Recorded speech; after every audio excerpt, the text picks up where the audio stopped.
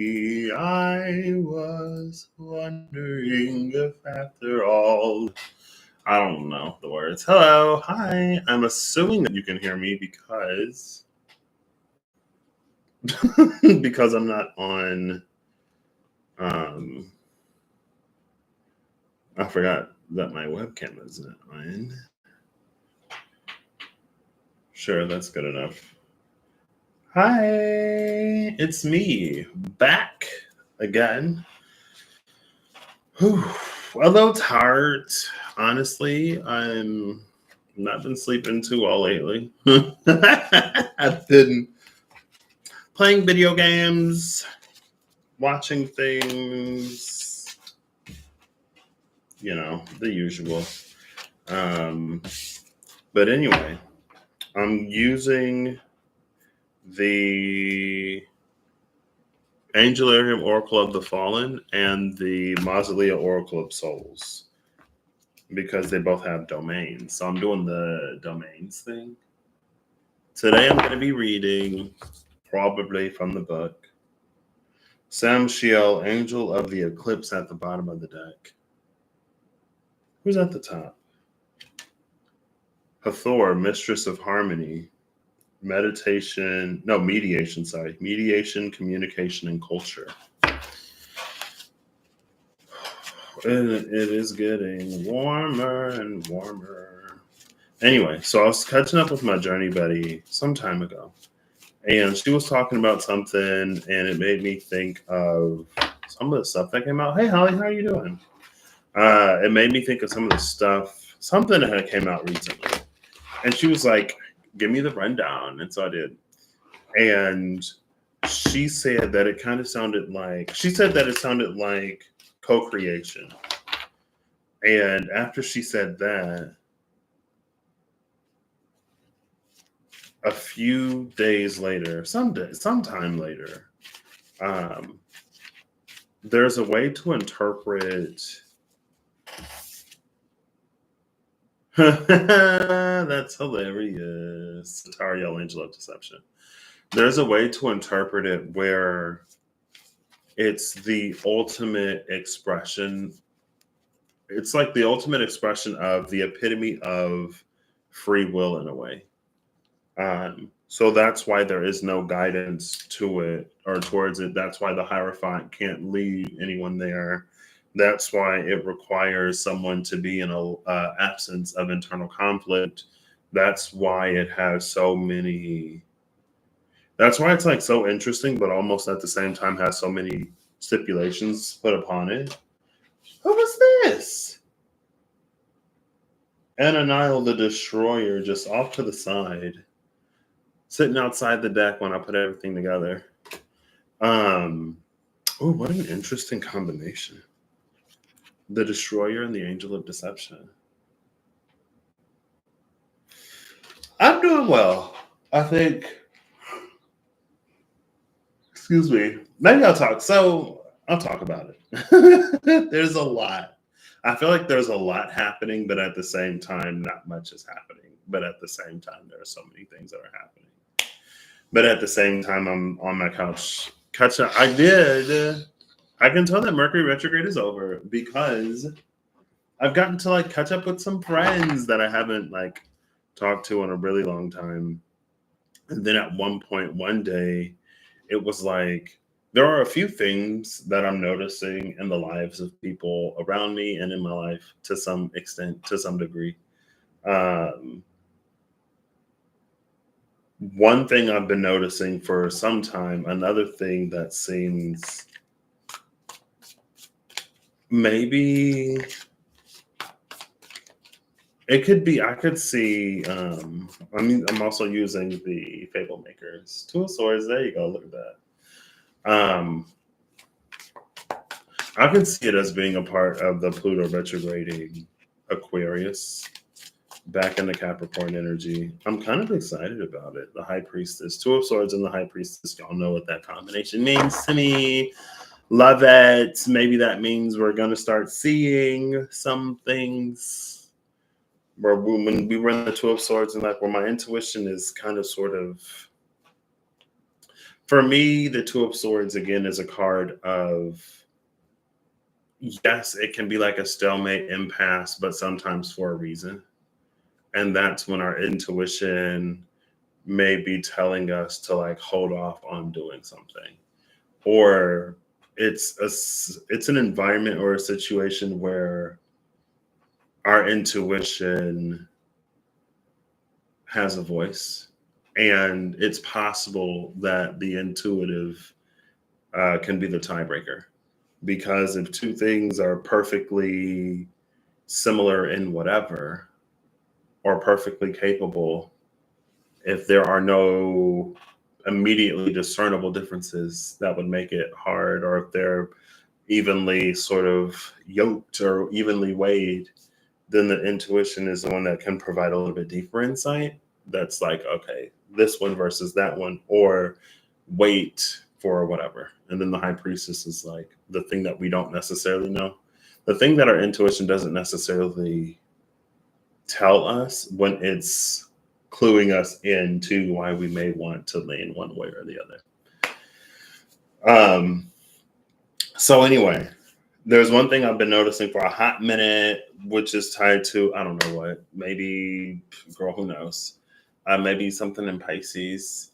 There's another thing I can see it being related to, like I said, Pluto retrograding Aquarius back into Capricorn. I'm kind of in that boat.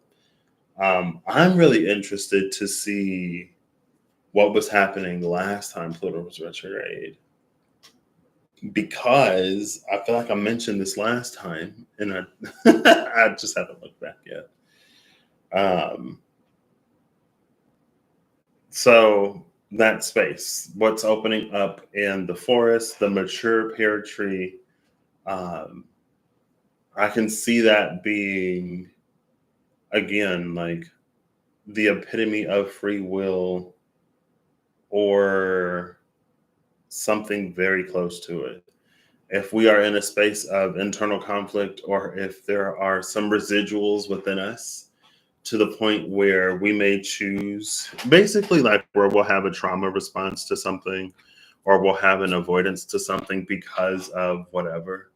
So we'll make a choice or decision that isn't really what we want to do, but we do the safe thing. Then that's not necessarily our free will. That's our will that is dictated, directed, guided by hurt, pain, trauma, fear, whatever. Also, if we give too much weight to others to make our choices and decisions for us, that's why we can't be guided to it, and the Hierophant can't necessarily tell us. But also, tagging, or like plugging into that co-creation, and almost taking it a step further a little bit, playing on the energy of whoever was with the wands. It was like the King of Wands or the Father of Wands, where it's something that's sustained by us. It's like we make a free will choice or decision, and it's honored. And that's like the co-creative, almost like crazy, like wild part, is that it's like actually honored. Like today I woke up and I chose to be a billionaire. And then, girl, it happens, you know? I mean, to whatever degree and extent. Now, if we're choosing to be a billionaire because of a whole bunch of sort of factors that don't necessarily align with our truest desires or whatever, then is that free will, or is that like you got a bill to pay? You know what I mean? That's external pressure. So that's where it gets like iffy and dicey. I was like, I can see it being something like that. So that was that. I feel like there was something else that I'm like forgetting. So I left it up to the universe. I was like, you know what? So my next move, because I'm going to be moving, I was like, you know what? I applied for a few different positions in very different roles, because I'm in a place right now. If I look at the roadmap of my life, if I look at the roadmap of my life from where I am, there are two major like cities that I want to hit, or that I would like to hit. Now, the way that I good about going to those cities is like different. So I can do different things. And I was like, I can see myself going down any path. So I'm just going to apply and then just leave it up to the universe. And, you know, because that's what Cinderella did. She left a shoe and the prince found her. um, I didn't necessarily expect sort of like none of the above. I was like, wow. And then it was like, some of the stuff has been up for a minute. To hear some of the reasoning and the logic, I heard that yesterday. Like, I didn't necessarily plan to, but I got to meet up with HR and I got to hear about some of potential things in the back. But honestly, what it brought to mind was, and like now I'm forgetting it. Oh, what it brought to mind was because I pulled cards. I think it was a reading for me, or maybe it was general. And there was like something, I think it was for me. And it was an energy of like something coming back up that I like really wanted to do like a long time ago, but that I had gotten away from that I might have forgotten. But with some of the energy that's been around and just like really taking a moment to consider what I want like my life, especially like my career to be, now that Pluto is making its final retrograde into Capricorn before it's firmly in Aquarius, and Capricorn being like 10th house career, sort of legacy type energies, but also on that Aquarian cusp of like something of impact and something of importance and something progressive, something that moves the world forward in some kind of way, or something that is consumer person, human centric, is, I would find impact in that. Like personally, like to be impacted by the work that I do, I would love that. Um, but it's just been this like, maybe I should actually give this consideration in a way that I, in a way that is a lot more than what I was before. Um, so the position that I'm in right now, it's a mixture of like, I kind of sort of took it for convenience. I didn't understand the I guess vigor of the process, if that's the word I would use. Um, and so I was fortunate, and then like the timing lined up, and I got right in.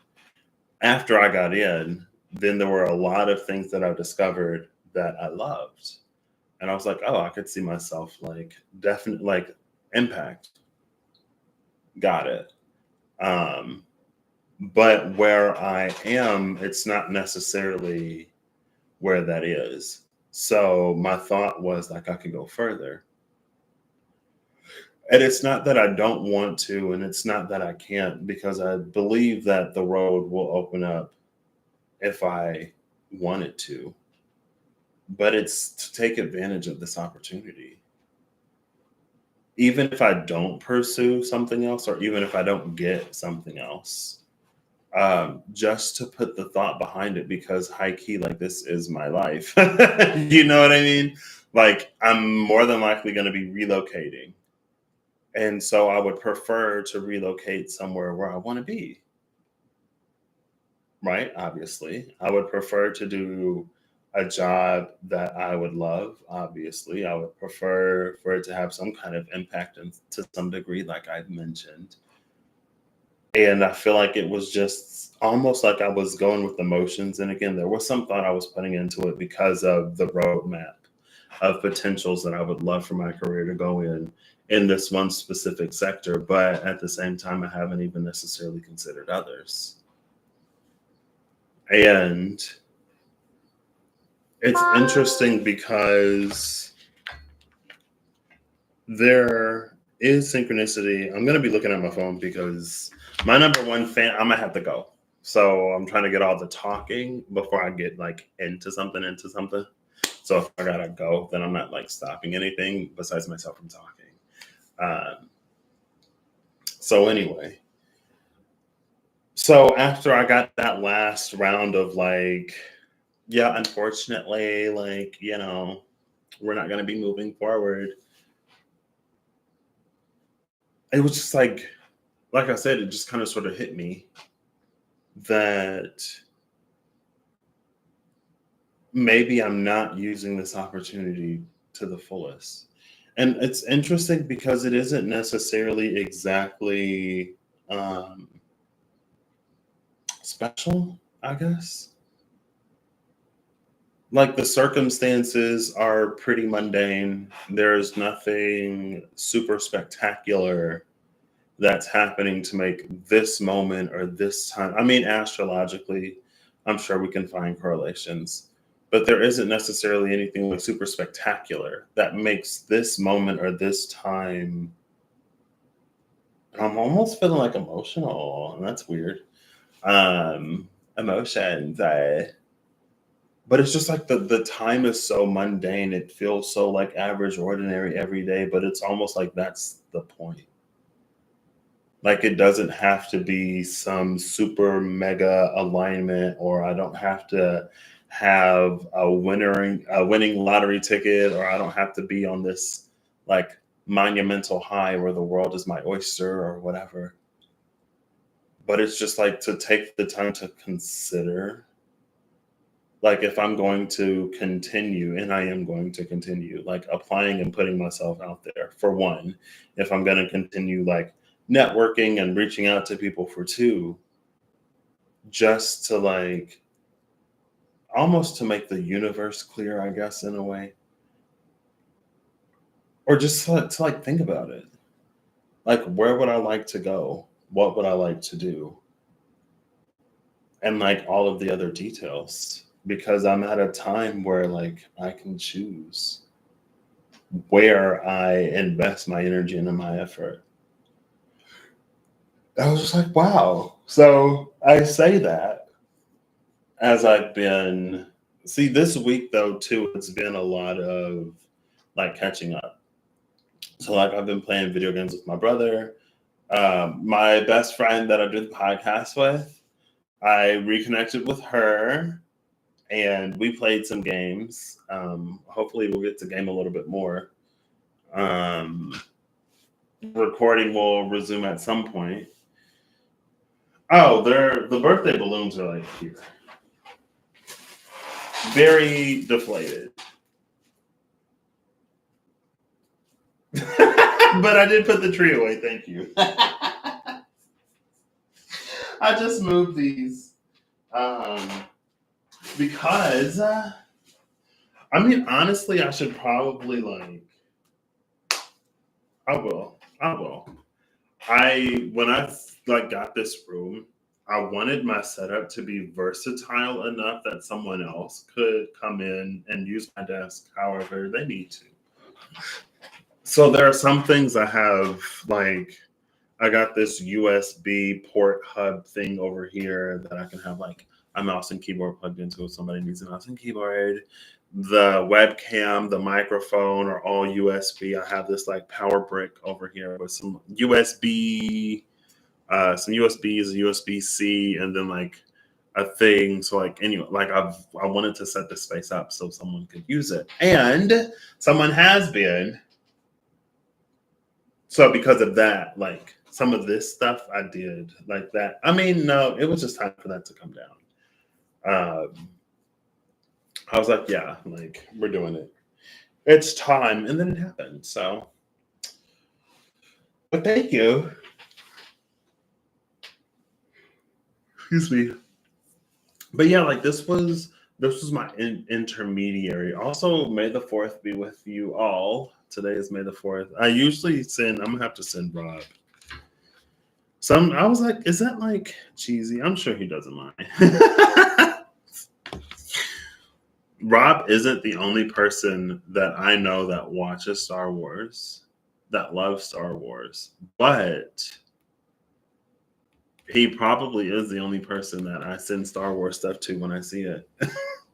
Like when I'm at the gym and Star Wars is up on the TV on the screen, I send it. I snap a picture and I send it to Rob. Um, I wonder how Rob is. I should reach out to him. Um, Excuse me.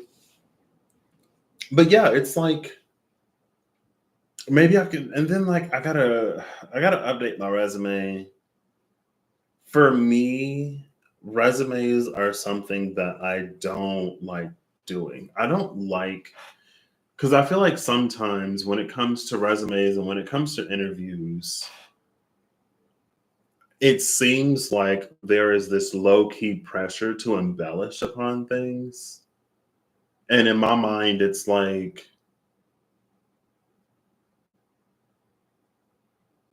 like I don't get it. You know what I mean? Like I don't know why. I don't know. It's just like I don't get it. Like I understand why people do it. I understand why people are encouraged to do it. Almost like at least a little like wink, wink, nudge, nudge, like to really sell yourself. But to me, it's just like I don't like. I wish it could just be a like, and I guess resumes are there before you have a conversation, and the interview is the conversation. I just wish it could be like an open and honest conversation. You know what I mean? Where it's not like I'm trying to like sell myself or like over what it's like. I don't know. I just don't. I don't like it. But I guess that's the name of the game. I do. I have found an appreciation though for like looking back on things that I have done that I never thought I would have done or would have been able to do. But also, like, as I'm applying and as I'm looking at stuff, I'm like, oh, yeah, like I can do this. I can do this. I can do that. Like, wow, I don't know. It's different, I guess. But yeah, that dawned on me maybe a few days ago where it's like again like if I'm going to be applying and if I'm open to like relocating and stuff like of course I'll be fine if it's not somewhere that's not like my top two or three preferences because there are a lot of places that I don't know anything about um but it's like if I have the opportunity because I'm open and flexible like, why not look at a place that I actually want to go and then that requires more thought because I'm like well where do I actually want to go. I would love somewhere where it's not necessarily freezing, but it doesn't get warmer than like 80 degrees. No warmer than 80 would be.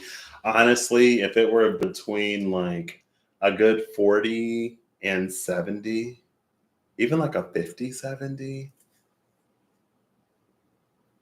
that would be perfect. I don't need to freeze. I would prefer being cold over being hot. But anyway, there's just like a whole bunch of stuff. So say 10 papers, what? That's crazy. I mean, like it's a way to stand out, you know. Like, oh, this person's resume smells like apple pie, brings back memories of grandma's pie. So yeah, that's been that for the most part. Dreams have been interesting. I feel like there were some things that I was like searching my dreams for, and they came to me in a way. Did I do anything with that information? No. Like I've been having a lot of thoughts. I've been presented with a lot of interesting questions. But yeah, last week was like catching up. I caught up with some friends. I played some games with some friends. Um, and I don't know, it seemed like I don't know what happened, but it's like all of not all of my friends, but a lot of my friends were like sort of like reaching out within the same maybe like 48 hours. Or I heard from a lot of people. I'm like, it's nice. It was nice. Don't get me wrong. But then I was like, man, because like if I'm playing games, I'm not only playing games for like 10 minutes to even an hour.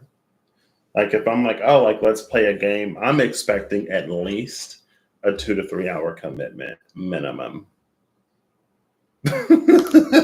So, but anyway, Excuse me. It was nice. It's been nice. Um, I feel like I've seen people coming into their gifts in a really interesting way. And first I heard about it, or I would like see a few people doing it, and then I would see like more and more people doing it. Um, that's been really cool, I guess, to witness, question mark. Um, I've also seen like the professional world right now. Like I have friends who are like completing assignments.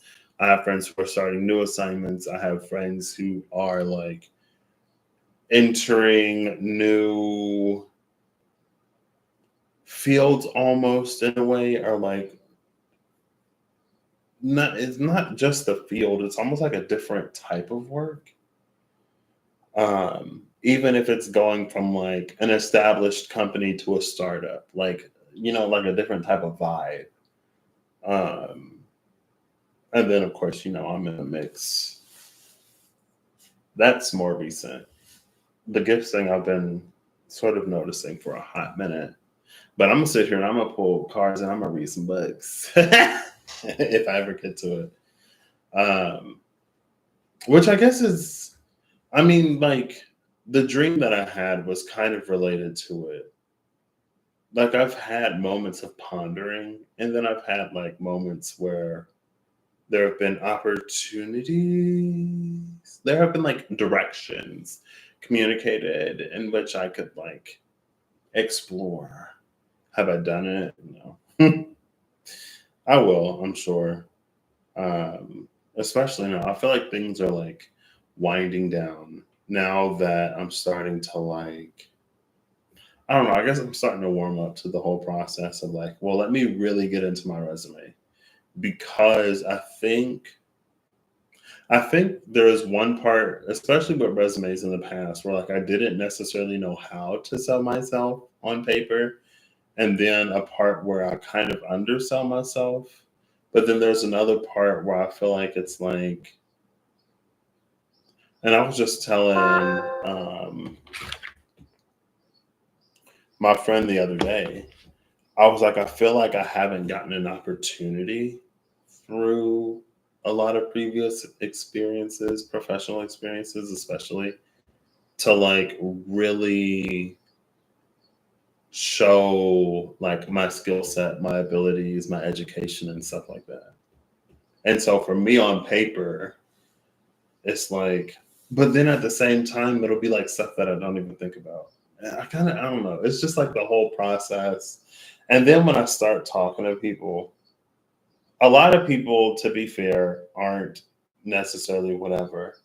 But I was like scrolling socials and I saw like a reel or something that was like, yeah, I was talking to this recruiter or whoever, and they were like telling me to kind of like, zhuzh up my resume a little bit. And in my mind, it's like I feel like that shouldn't.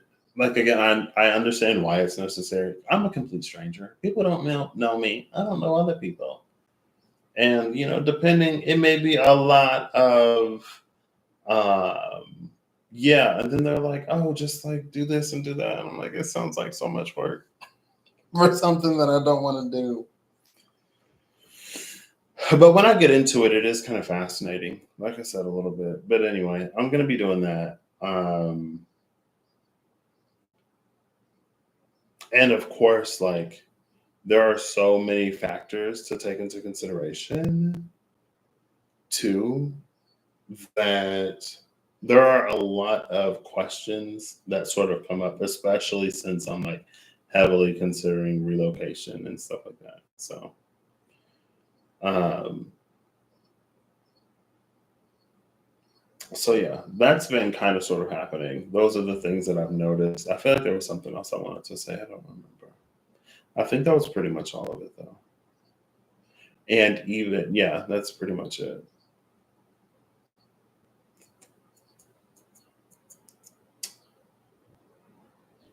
So I'm gonna put these two cards away. I kind of wanted to do four domains around the Pluto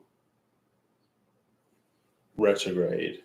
Two for Aquarius, like a polarity in Aquarius and one in Capricorn. I'm doing it like this, like it's a diamond box. I guess I'll get one of these in the middle. I'll get one of these in the middle. And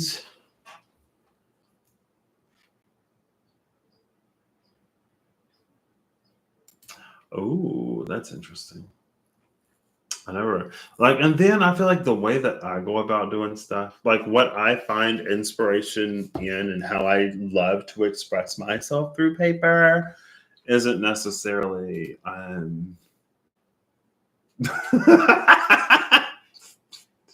don't know. Cause like I like there was one I was like doing up my resume and I was getting into like colors and like fonts and like borders or whatever. And my friend was like, "You're doing too much." And not just him, but then it's like with all that stuff, I get less space. And then, yeah, I did find out that I'm just like not great at being relevant sometimes. You know what I mean? But in the last round of applications, I did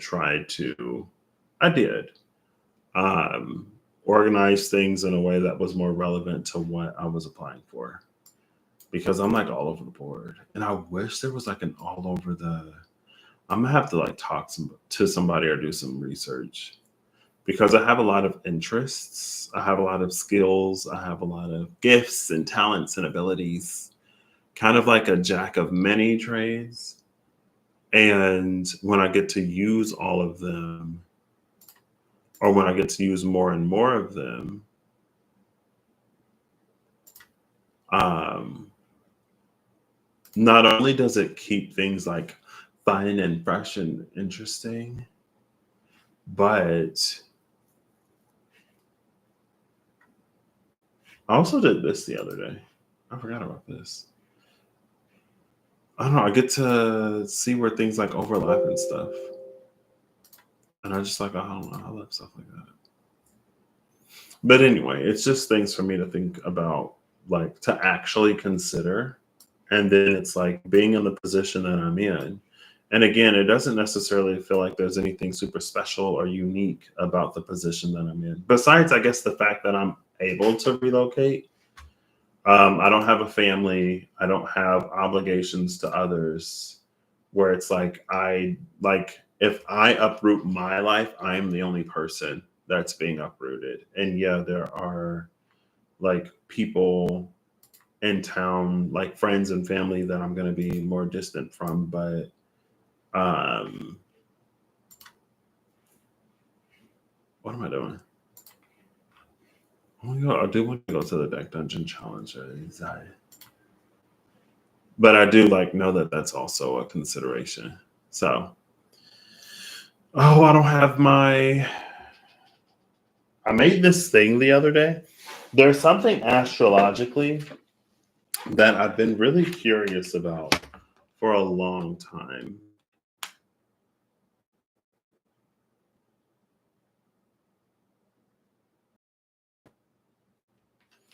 Maybe I could take this. Um, there's something I've been really curious about. Thank you. I agree.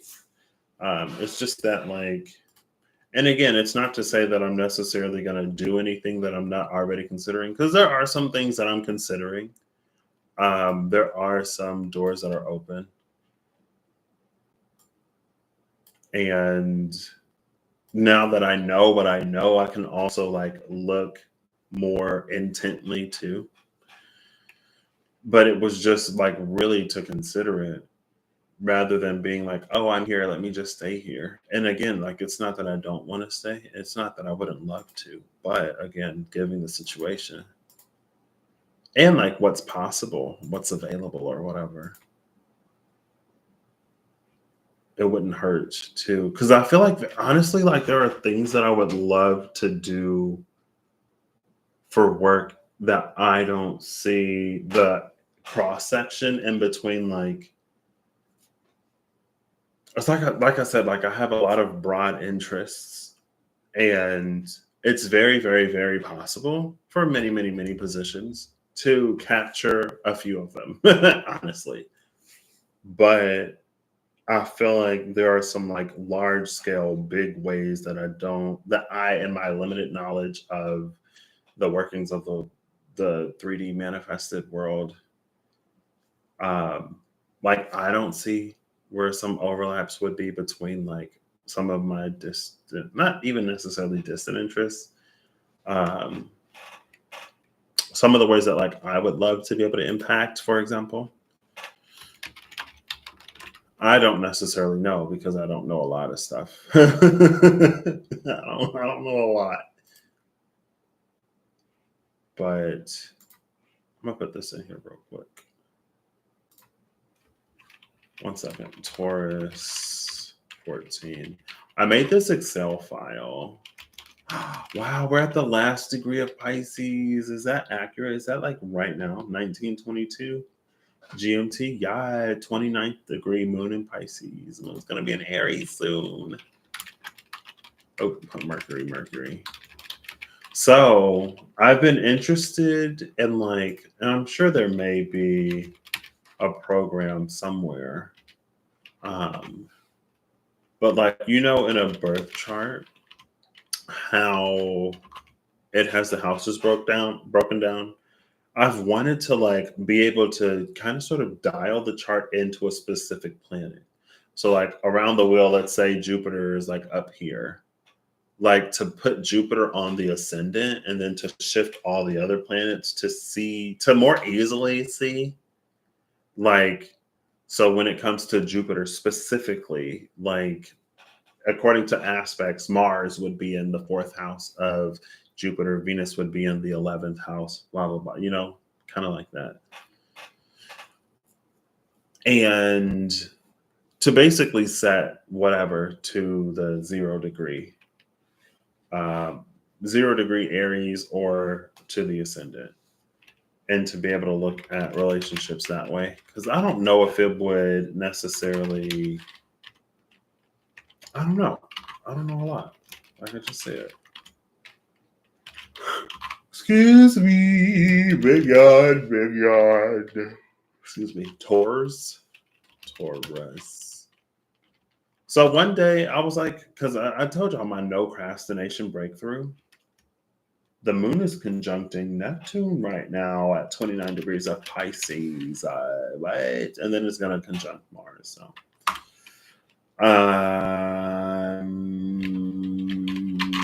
So I looked up. I can't see my screen. I can't see the screen right now. So I looked up on astro.com to see the chart for now, or to see where the transiting planets are, to see where the planets are now.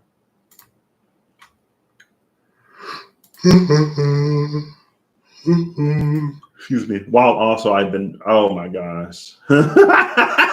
It did it.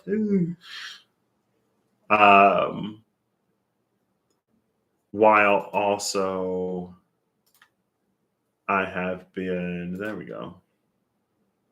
I'm on my desktop again. So it ain't my laptop. It's running Windows 2010. So, it's a little whatever. So these are the planets right now. These are the planets, the transits right now. And then over here, so based on this planet, I did it in signs and degrees.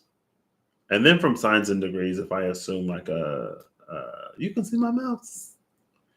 If I assume, we don't need to capture the cursor, it's fine. That's doing a little too much. There we go. It does it in signs and degrees instead of like houses. So if I assume like a equal house system, I mean it works. I can correlate the signs to a house number. Hey Janelle, how are you doing? So right now it's based on Jupiter. So it puts Jupiter at 0 degrees of Aries. And then let's say in the 7th house, that would be Libra. There's nothing in Libra. 4th house would be Cancer. Nothing in Cancer. 10th house is Capricorn. So right now Saturn is sitting in the 10th house of Jupiter. What does that mean? I don't know. I didn't get that far. I was just like, it would be cool if I had something that would automatically just like, because I've been interested, I've been intrigued on like if there is. I'm like with astrology, there are so many. You can get lost in the details and found and lost and found and lost and found and lost and found. Um, but just to like sort of see it in that way, and again, like I could easily. So right now I have this sheet and then I have a sheet of lookup charts. So I use the lookup. I was using the lookup function before I use like X lookup, or even like there's a new lookup. I'm like, girl, or V lookup. I was using just the regular lookup function before a V lookup, and X lookup is the new. So at first it wasn't working, and I was like, why isn't this working? Like my formula should be whatever. And then I Googled it and it was like, oh, the list has to be in alphabetical order. It's been a minute since I've had to do this. And that's another thing. Like, anyway, and I feel like my eyes are starting to get like puffy because I haven't been. I've been playing these games. I'll do it while I can because while I have the opportunity when in Rome. So anyway, I have the like Aries is 0. So in a 360-degree circle, I did it this way because I was like, it may get complicated just to make it easier. So like Aries is 0 degrees, every like 30 degrees assigned to a sign. So Taurus is 30, Pisces is 330, Sagittarius is 240. And then I also have the zodiac number because I thought I would do something with this, but I don't have to, thankfully. I mean, I still could. And then over here, I have it in an ascending degree order because I was getting mixed up. And then I just stopped. I used the VLOOKUP function and it was fine. Like it's just limitations of different functions. The VLOOKUP looks like in that row basically. And so like it doesn't necessarily have the same stipulations or whatever. They're different. And then the X lookup looks both vertically and horizontally. The H lookup, I guess, is like horizontal. There's a vertical lookup, a horizontal lookup, and then a lookup, and then the X lookup. Anyway, that's why I have two tables here. And then I feel like that, I don't know if that's like a skill in itself to know how. I feel like it is to know how to look for not only to know how to look for information, but to also be able to interpret information in a way that suits one's query, right? So I was like getting lost in the formulas or not even lost in the formulas. I was like considering step by step, like, what do I do here? What do I do there? What am I trying to do? First, I was like, I went into Excel raw and it was kind of working. I was like, you know what? I am supposedly, technically, formally educated on the process. Let me write it out first so that I know what I'm trying to do. And it made it a lot easier. And so I looked some stuff up. Excel should be able to do circle math, like degrees, right? Because if you subtract, because I'm subtracting to get these new positions from the old ones.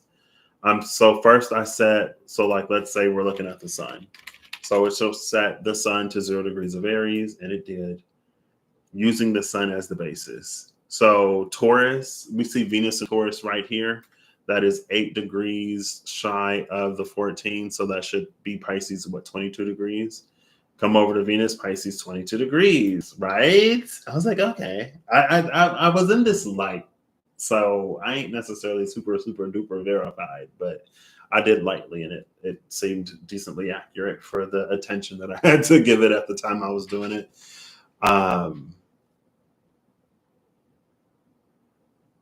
Anyway, I'm like, am I like ADHD or something? No, it's fine.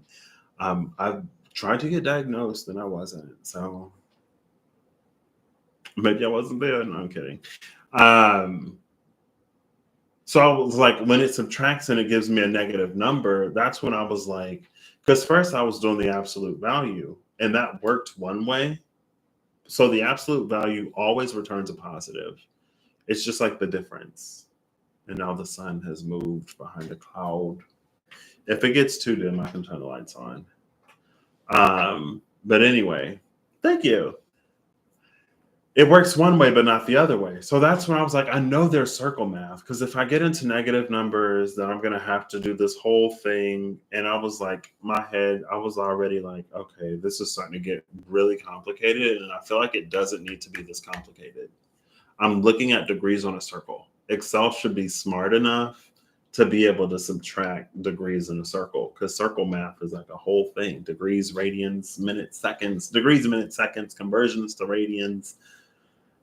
And so I was Googling like subtracting angles. And then I found what I was looking for and more. And that's why I was like, wow, that is kind of a skill. So anyway, I got it set up. Unfortunately, there's a lot of like Aquarius, Aries, Taurus, Pisces. It's all Aquarius, Pisces, Taurus, Aries. Mostly Pisces, Aries, and Taurus. So we don't necessarily get a spread, but this is what it does. And then I thought about making this like a drop down list where I can just click it instead of typing, but it's fine. That's something that I did because I was like, you know what, Patrick, like you could just do it. Like you could just do it. And I was like, you know what? Because there are like I love coding, computers, data. I love a lot of things. But I'm kind of rusty on a lot of it. So I was like, you know what? I'll just do this real quick just to like get in the practice of whatever. So yeah, and then I could put in now if I put in something that like if I put snoo instead of sun, it's like snoo. WTF is that? We don't see a snoo, but if I put a snoo here instead of a Saturn, then boom, it would treat it like a Saturn, but it's Saturn, it's not snoo. But yeah, this is something that I did. I don't like, and again, in my mind, I didn't necessarily get to the part of like how I would actually like translate it or use it because I never necessarily got to see it in that way. I just had the thought of like, you know, what if instead of setting the rising ascendant to 0 degrees of Aries, we like set a planet and we see how the planets sit. And then how would that like play into the aspects? So trines would be, I mean, the same houses that they are now. So what, 1, 5, 9? 1 plus 4 is 5 plus 4 is 9. Yeah. So like in the 5th house, that's the house of pleasure and fun. In the 9th house, there's a house of basically like exploration. So it's like, yeah, that sort of makes sense. If we look at squares, that's the 1, 4, 10, and 7. 1, 3, 4, 3, 7, 3, 10. Anyway, I did that. I feel like I don't know where I am right now or what I'm doing. Oh, I was looking for this. This is what I was looking for. But then I saw my Excel file. So I did that. Maybe I'll try to find something to do with it. Maybe I won't. I don't know. Anyway, I'm just curious. I just want to do like a quick. We'll see. I got to put these cards back first. And then, yeah, it's fine. Patrick stuff going on and Patrick lands. Some stuff that I haven't even like this. I was at the gym and I was thinking about it and I was like, oh, well, I could like get on Excel and do something at least. But I guess what I was going to say is I already have associations to degrees. So I should be able to like somehow plot these degree points on a circle. Shouldn't be that difficult. Maybe that'll be the next step. Visuals. Maybe I'll go into app development. Just kidding. Okay. So first I want to get a card from the Fable Makers. I'm going to get it face down. And then I have the deck dungeon chart pulled up. 4 of Swords, 3 of Wands. Oh. um, just to see sort of like the dungeon at the heart of this, if there is a dungeon. If it's a major arcana, instead of trying to make it a dungeon, we'll just say it's not a dungeon. It only works on the minors, or only the minors have dungeons in the whatever. I'm sure. Like last time, we can intuit something, but all right, one more, and I'm gonna pull this card. I mean, all the cards are face down, so I don't know why I'm closing my eyes. Bottom of the deck is the Five of Coins. I'm reading this as like, maybe obviously for personal reasons, maybe I'm projecting. Maybe don't take it if it don't resonate. But today, this Five of Coins is feeling more just like leaving my mouse. I accidentally clicked the mouse. That's why I look like that. Leaving someone's comfort zone. Because they're out in the cold and they could seek shelter. But for some reason, they're moving forward. So I feel like the Eight of Cups would be more like leaving comfort zone. Maybe this is more about not settling in one's comfort zone. Because the Five of Pentacles, like the Eight of Cups, they're already in motion. But unlike the Eight of Cups, one of the ascribed meanings isn't like it's time to walk away, it's time to move on. And so it's almost giving me that one card. And then the Seven of Swords is here under the Five of Pentacles. And then the Four of Wands is here under the Seven of Swords with Death.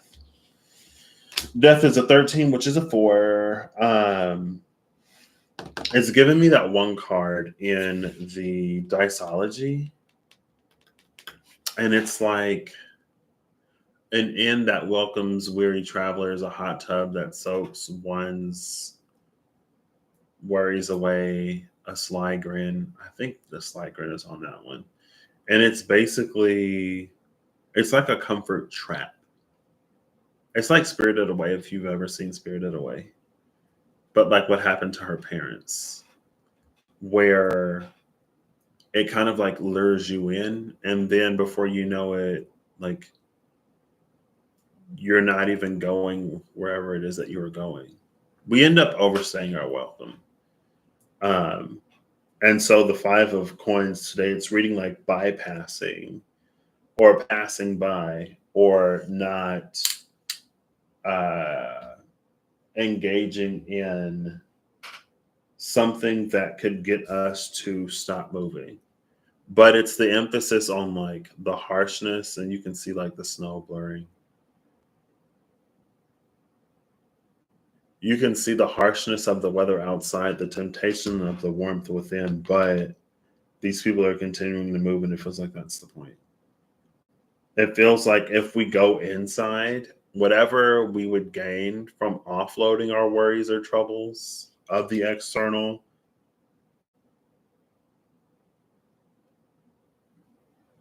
it would not be beneficial. Come on, brain. Come on, brain. It wouldn't be beneficial. Because again, it's like it would be, especially to the extent that we would overstay our welcome to the point where we're not progressing anymore because we've gone from the comfort zone to the whatever. Like I was talking about that with my number one fan yesterday about how like if you are sticking to a regimen, whatever that regimen is, it's like how easy it is for like a cheat day to become a cheat week to become a cheat month to like not even be on the thing anymore, to get comfortable or to get too comfortable. Like don't get too comfortable. This is basically it goes beyond don't get too comfortable. It's like don't get comfortable at all. Like don't even go in the house because you already know you're going to want to stay. And so like if we do go inside, it's like that Seven of Wands energy or that Seven of Swords energy, because now it's heading back in the opposite direction. But if we continue to go, then it's this Four of Wands, this milestone celebration. And again, under that is death, which is true transformation.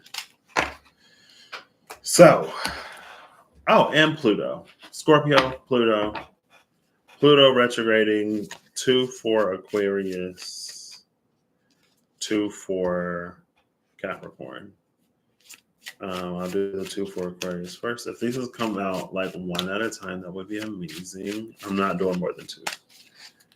I'm sorry, but I'm not. Hey Perry, how are you doing today? So one side of the Pluto and Aquarius. Am I gonna get droppers?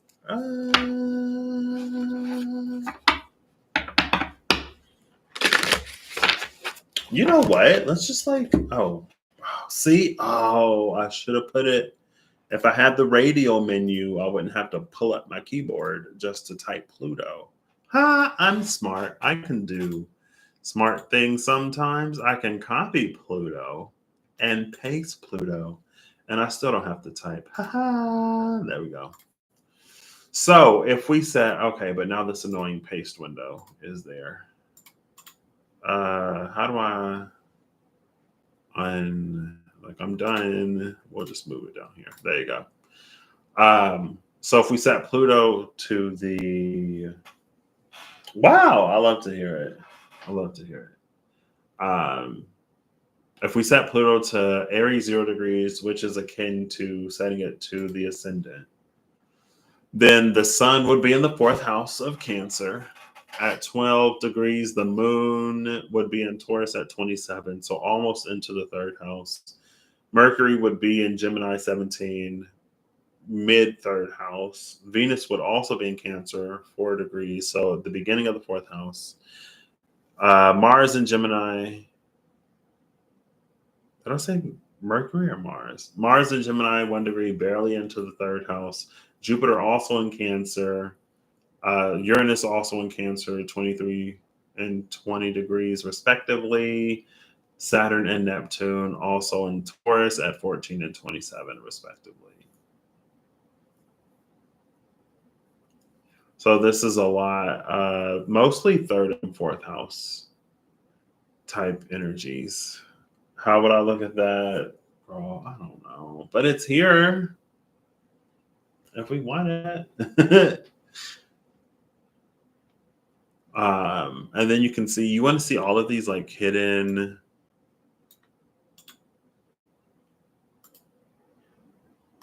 Oh, let me, boom. Well, I guess I don't need all that. Just, so these are like, this is the degree total. That's, you can see like the lookup formula. And then over here, you can see the VLOOKUP because I was like, it's doing too much. So this is the degree total.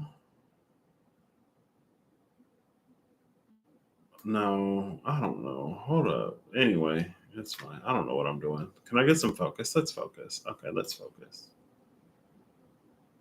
I don't remember. It should have been the degree total. So that's why I have these degree totals. I convert the sign and the degree to a total degree. And then that makes it easier to just like assign from that total degree. We can do math on it. And then we can convert that total degree back into a sign. And that's what I did. How did I do that though?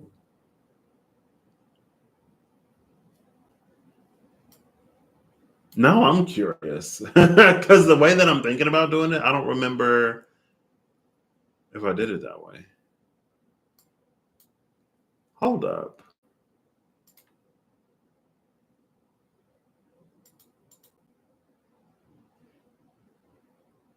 Yeah, so this is the total degree. And then I subtract. No, I already subtracted. I did it all in the same formula instead of multiple columns. So 113 degrees. So basically behind the scenes, I look at 113 degrees and we go here. 113 is in between here.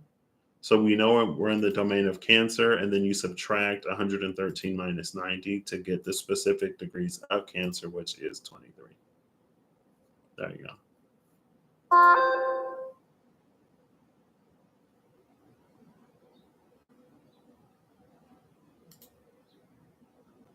But this part is the one that I gotta look at this again.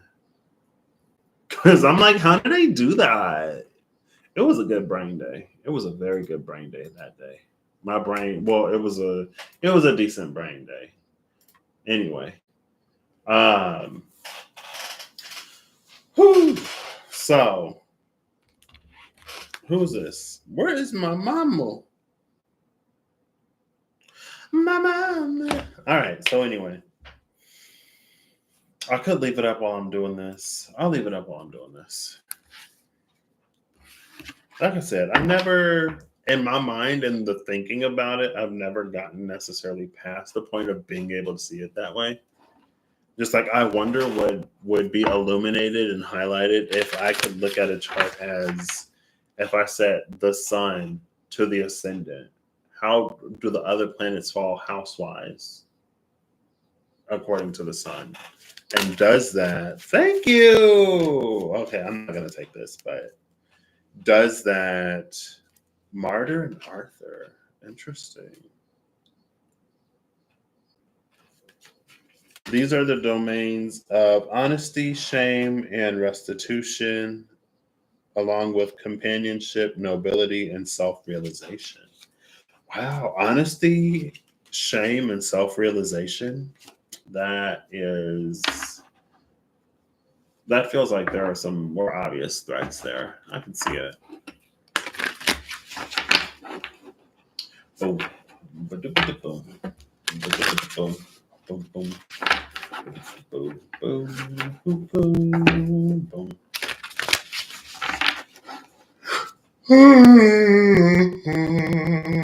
Excuse me. I'm so sleepy.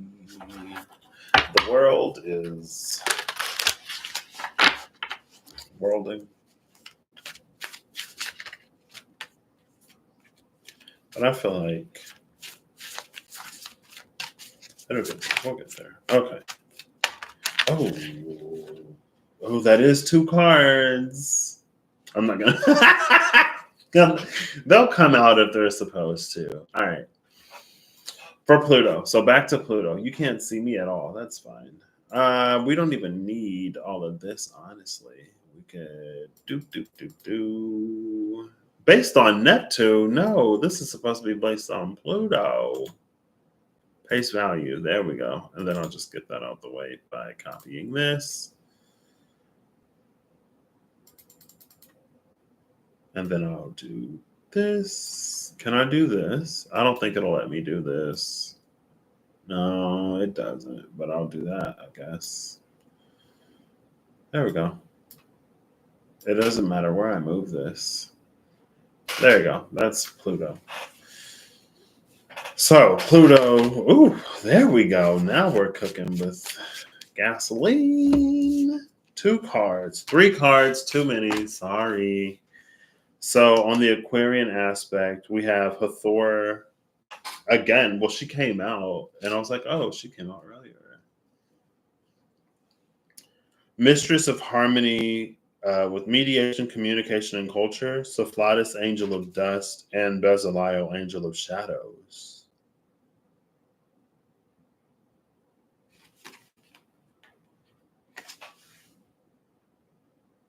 That's such an interesting energy, though.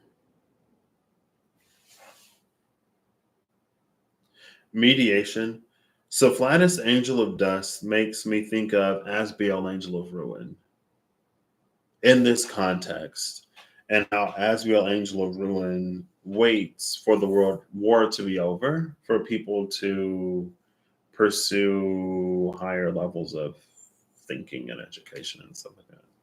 To be entertained with whimsy of the mind rather than whatever. The mediation that Hathor brings with the communication of that, But like the angel of dust and the angel of shadow, it's making me think of, when there's like a beam of light and you can see dust particles like floating in the air. It's making me think of that.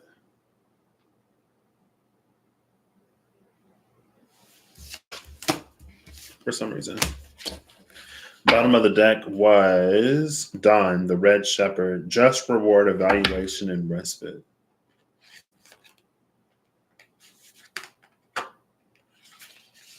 Or maybe it's like settling dust, when the dust settles, mediation, communication. Sometimes it's like in the moment, communication can be difficult, but it's a lot easier to come by as the dust is settling or when the dust has settled. With some time and some distance, maybe some maturity. I don't know. All right. Pluto and Aquarius. 2 card maximum, 1 card preferred. Now Dawn just came out. The Red Shepherd on one side, on the other side, 2 cards just flipped over. I think it's 2. I just saw Hades. Hades and Pura, Angel of Forgetting. Now that's obviously heavy ties to the river. No, that's the I pulled a third one. Only 2 of them flipped over, but I accidentally grabbed one face down behind that Angel of Forgetting, so I'll take it. It's like the river Lethe, the river of forgetfulness. You drink from the waters and forget. Now I'm playing a game with my brother, and forgetfulness is a part of the story. Throughout most of the game, you think that you forget the past so that you can be more focused on the present. And it's like, obviously, the past is a burden. The past is a whatever.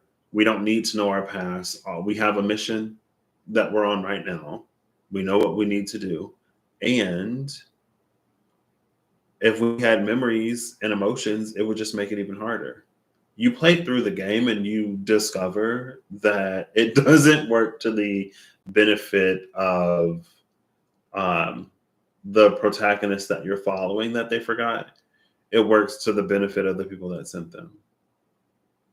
It's like they don't remember the purpose for why they are where they are. So they don't know that they are tools that are being used to basically subject the peoples in the game to some kind of, to be the playthings of people above, to be like research subjects or whatever. So you end up finding out that actually you would have wanted your memories, because now you are being used to do stuff that you would have never wanted to do. They told you that it benefited you when they made you forget. You thought it benefited you, but it didn't in the game. So, Lord of Riches with the Angel of Forgetting. Maybe just like right off the bat, right off the jump, if I had to read this like as is, I would say that there's this theme here of, it's like someone who acquired wealth or abundance for a reason and for a purpose. And then the 5 of coins is still here at the bottom of the deck. So 5 of coins, 7 of swords, 4 of wands at the bottom of the other one. It's like someone who acquired a wealth or abundance for a reason or for a purpose, but it's almost like they forgot at a certain point. And it's this just reward in Dawn the Red Shepherd on one scale of the polarity, but on the other side, it's the Lord of Riches with the Angel of Forgetting. It's almost like at some point it went from being able to provide or do whatever to accumulating more and more and more and more money. So then maybe the Pluto retrograde will help someone like get in touch with their roots again, or it will help someone like remember why it is that they worked so hard in the first place, or to remember why they chose the path that they chose in the first place, or to remember why someone does the work when they're just like so far into work mode. But that's just the Aquarius side. I'm gonna leave that third or that second angel face down. On the Capricorn side, what's the Capricorn side of this? And we're looking at domains. So the domains of Hades are equanimity, wisdom, and inevitability.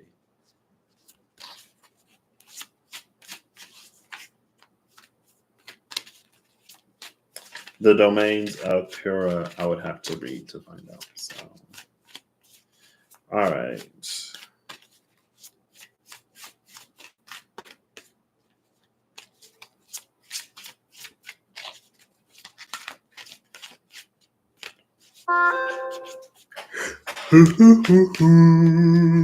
Excuse me. Come on, domains of Pluto in Capricorn. I guess I should read these first because I am going to read these first. And then I'm going to set these to the side because I looked at these and I feel like these I may reference again. I'm going to leave the death card in the deck though because I never removed it. I'm going to get another challenge for Pluto and Capricorn after we read this Aquarius one. How am I doing this? So I'm going to read. Let's see. Okay. Pluto and Capricorn challenge. What I'm going to do is I'm going to read Dawn. We're going to look at the deck dungeon as the challenge from the Aquarius side. Then we're going to read the challenge from the Capricorn side, the two domains, and then we'll go to the second domain of the Aquarius because it's starting in Aquarius, retrograding into Capricorn, then going direct in Capricorn, re-entering Aquarius. Oh, that's way too many cards. Oh, but only this card has still touched my finger. The Eight of Swords. Interesting. The Eight of Swords as the challenge of Capricorn. Is the challenge seeing or is the challenge to not see? To not be able to see? Because, we live in a day and age where you got to clarify. As ridiculous as, Anyway, Pluto and Capricorn. The last chance in Western to get it right before it's another 230 some years where Pluto's in Capricorn again. All right, Pluto and Capricorn deck dungeon challenge.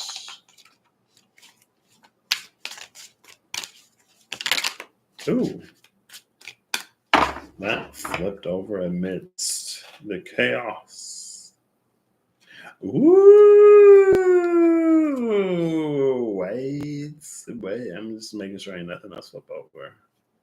Wait. I'm not supposed to see the challenge yet.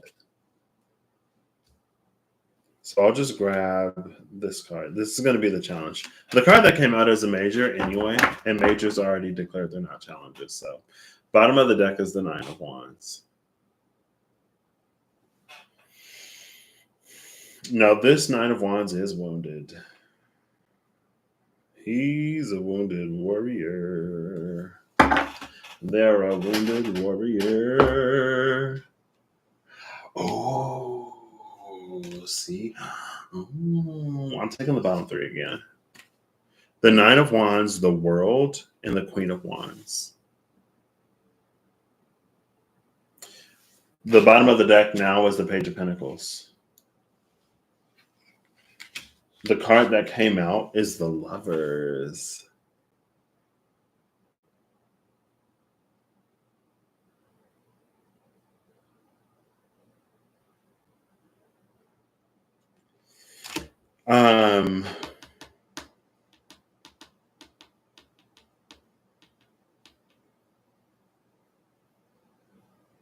I don't think I feel like I should have seen the Lover's card in this deck.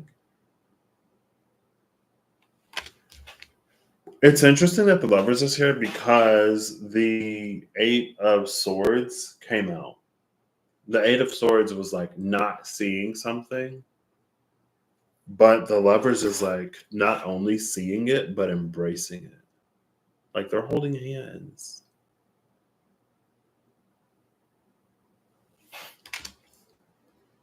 Which I love.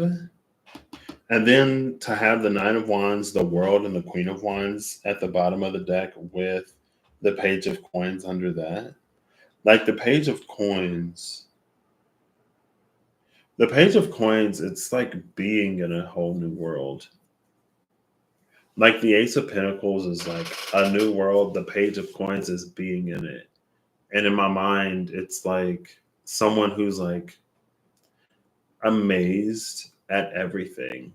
It's just like, oh, wow, like, oh my gosh, like the sky is so blue and the grass is so green. And oh my gosh, like, is that what a tree is? It's like Ariel if she were to go on land for the first time after being under the sea. You know what I mean?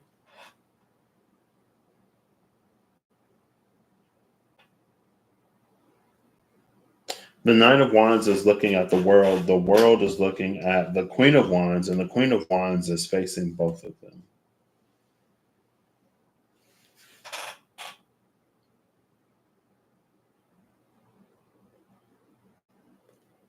Now, what's interesting though is, oh, it's because she's holding it. I was gonna say it's interesting that the sunflower is facing the world and not the Queen of Wands,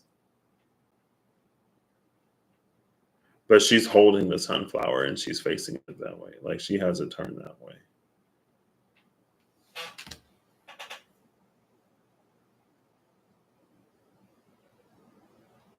Now, in some decks, the Nine of Wands and Queen of Wands are the same person.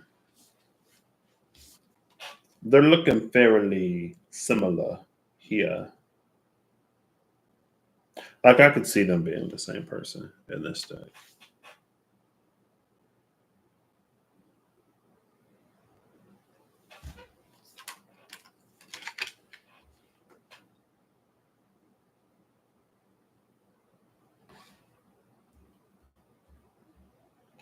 We were talking about the past, right?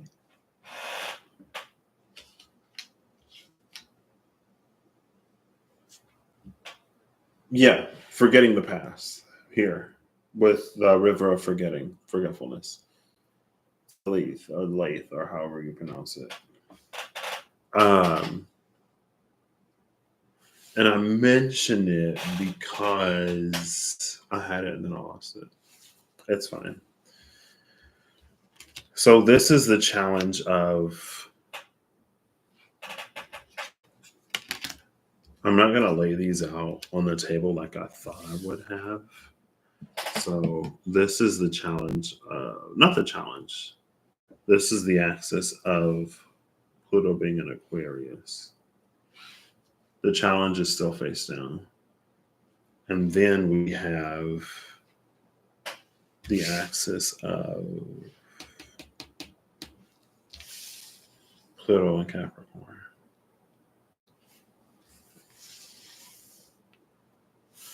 And this goes here. Okay. Just getting these on the table in a way.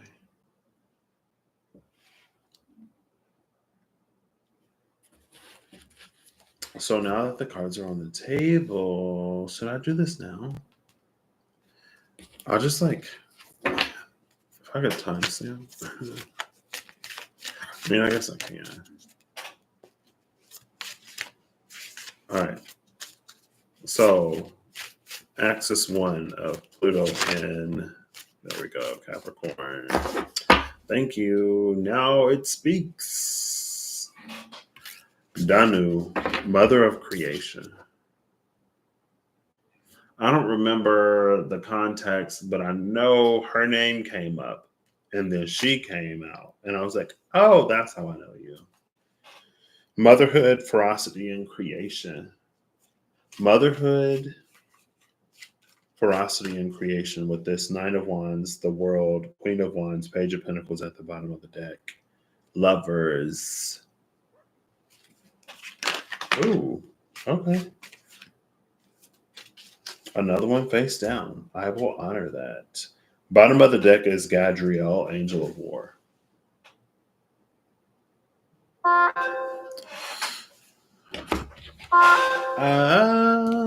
I'm gonna read Dawn first. So the deck dungeon challenge. It's the Fool. So there is no challenge. But that's interesting because that is Aquarius. The Fool is Aquarius. Is it Aquarius? The Fool is like Uranus, and Uranus rules Aquarius. So yeah. It's what? Air? Uranus, Aquarius.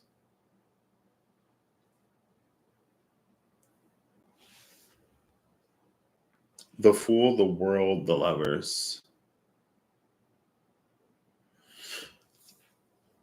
Dawn, just reward, evaluation, and respite. Those are the domains of Dawn.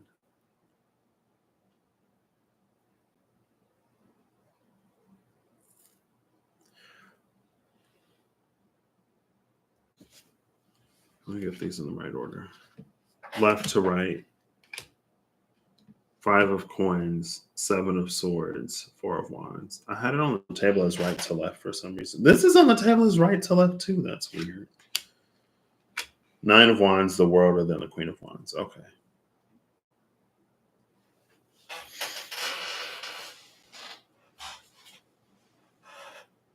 I need to get protectors for these.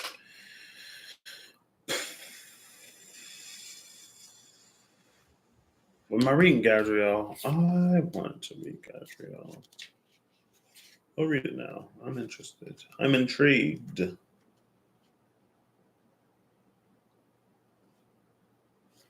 Page 49, which is a 13. 13 is death, and death was at the bottom of the deck. Angel of War, Gadriel. Gadriel stood 5 times the height of the tallest man, a giant even among his own kind. His very presence invalidated the thought of an opposing force. His massive red spear stood as a symbol of assured destruction for anything that opposed the will of the Watchers.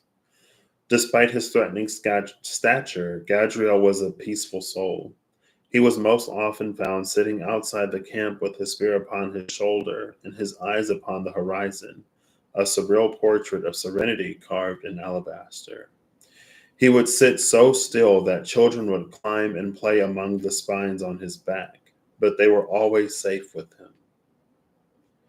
So the domains here are peace, duty, and violence. This card is a reminder that you must be careful when offering yourself to a righteous cause. Blood draws a bright line. When committing yourself to violence, it's important to know why. There is no greater trust than following your fellows into battle, which is why it is important to interrogate that trust before the fighting starts. Once the bleeding begins, it may be difficult to staunch the flow. And under that, again, is the angel of the eclipse,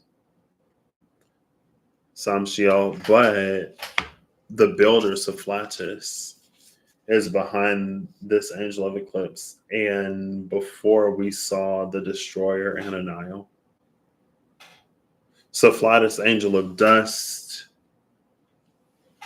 That's Sophlatus, angel of dust. From it was the 3 that I was gonna start this with. See you later, Holly. Drive safe. If you're if you're driving the car to get the pads replaced, drive safe.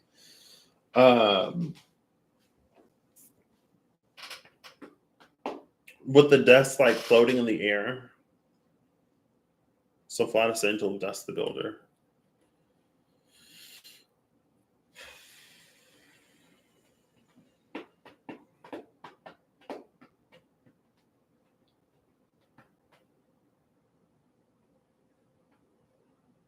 There's something almost very um, is it the mirror of the arise, Harry Potter and the Philosopher's Stone? The one person who found the Philosopher's Stone was the only person who wasn't looking for it.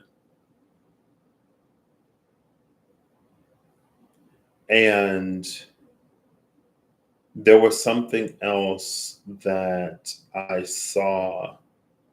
I don't remember what it was, but someone had come into either a leadership position or someone had come into a great power that they didn't want. And it's like those are the best leaders, or those are the ones who it's safest to leave power in the hands of. Those who don't want it, because like they're not going to abuse it, it's not going to go to their head, they're not going to start using that in ways that are unbecoming of the intentions of, like, those are ways that won't betray the trust that it brought up.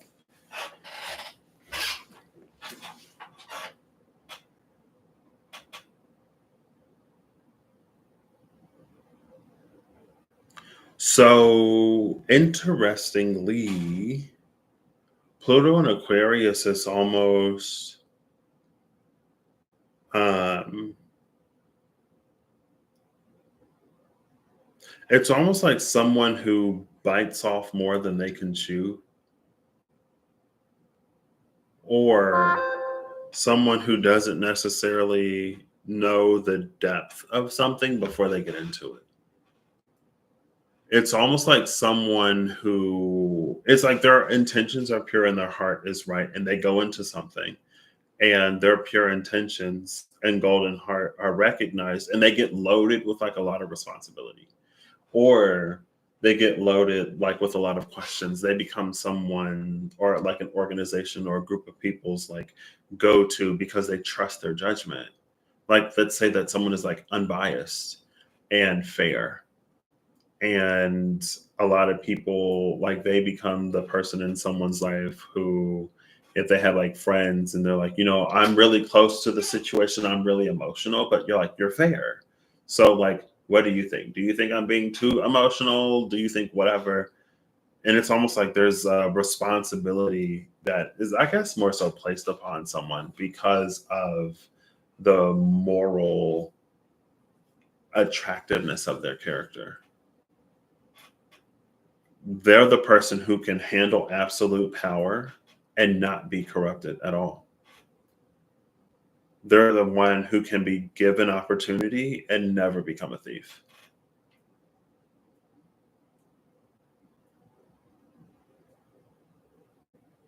But also at the same time, contextually, they're the ones that would never, never necessarily like seek out some things. So we have, I guess so these domains are going to play throughout everything.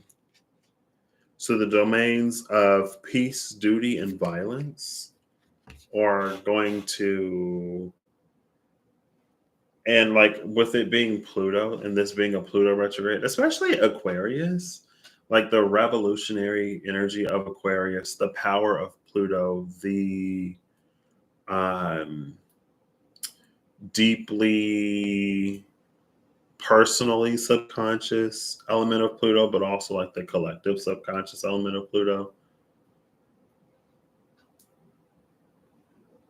I feel like duty is such an interesting energy to put in there, though,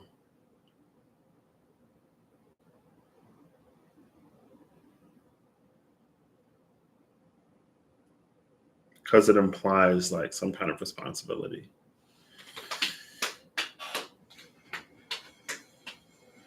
Just reward, evaluation, and respite.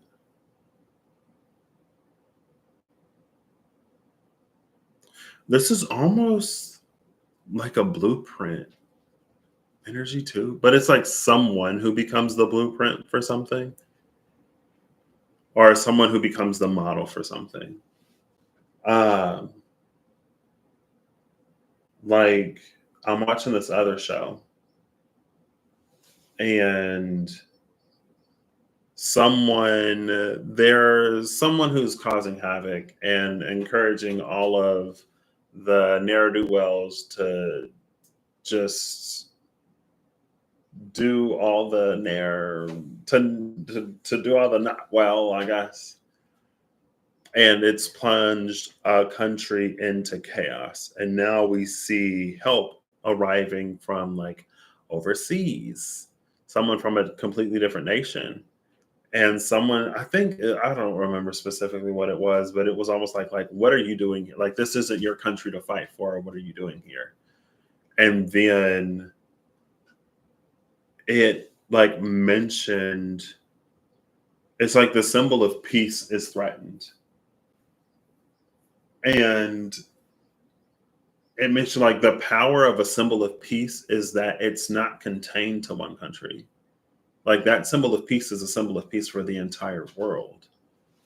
And so if that peace is threatened, then of course we show up because it's the peace for the whole world. It's not just the peace for one land or one person or one people.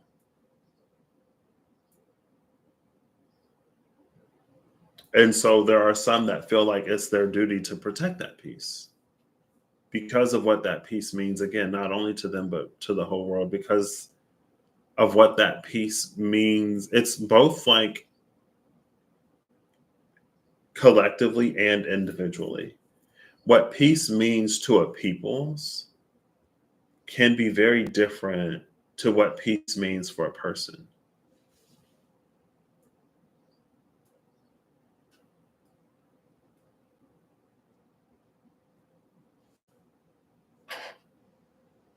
Now, it's interesting that the non-challenge, and again, like this is presented as not a challenge. There are cards that could have given a full energy that would have fallen into the realm of the challenges,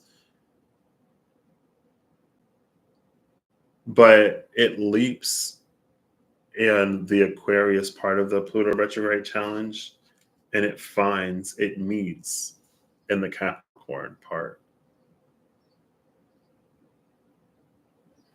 which is interesting.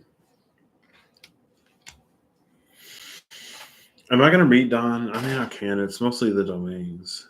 Just reward, evaluation, and respite. Again, it's almost like the divine, either the divine or like within a company, someone is being rewarded for work that they done, for who they are, for whatever. And them getting rewarded, it means something. It's like when the good guy wins. Again, it's the energy of like around that symbol of peace, um, where it's like when we see good things happen to good people, it validates that good things happen to good people. You know what I mean? Where it's like when we see kindness in the world, it validates that we live in a world where kindness exists, that we live in a world where people still care about people, where people show up for people. And it doesn't have to be like, oh, well, like if that good person was rewarded for their good deeds, then I will also be rewarded for my good deeds. It doesn't have to be that. But when we so often see that the most successful, the most wealthy, the most whatever acquire their whatever through not the best of ways or at the expense of other people, it doesn't necessarily set the tone that you can also be wildly successful and not take advantage of people. You know what I mean?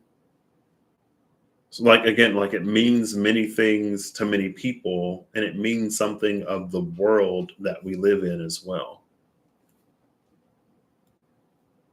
Now, again, the person who's being rewarded isn't necessarily signing up to be the poster child for if you do the work, this is possible. Or it's like if someone gets promoted in the workplace and it becomes a thing of like, oh, yeah, well, we've noticed that this person is always diligent about their work and they do this and they do that. And the way that they handle this other thing was like really impressive. And we just wanted to recognize them. Like, I just saw that. Yeah, in this show, this other show that I'm watching.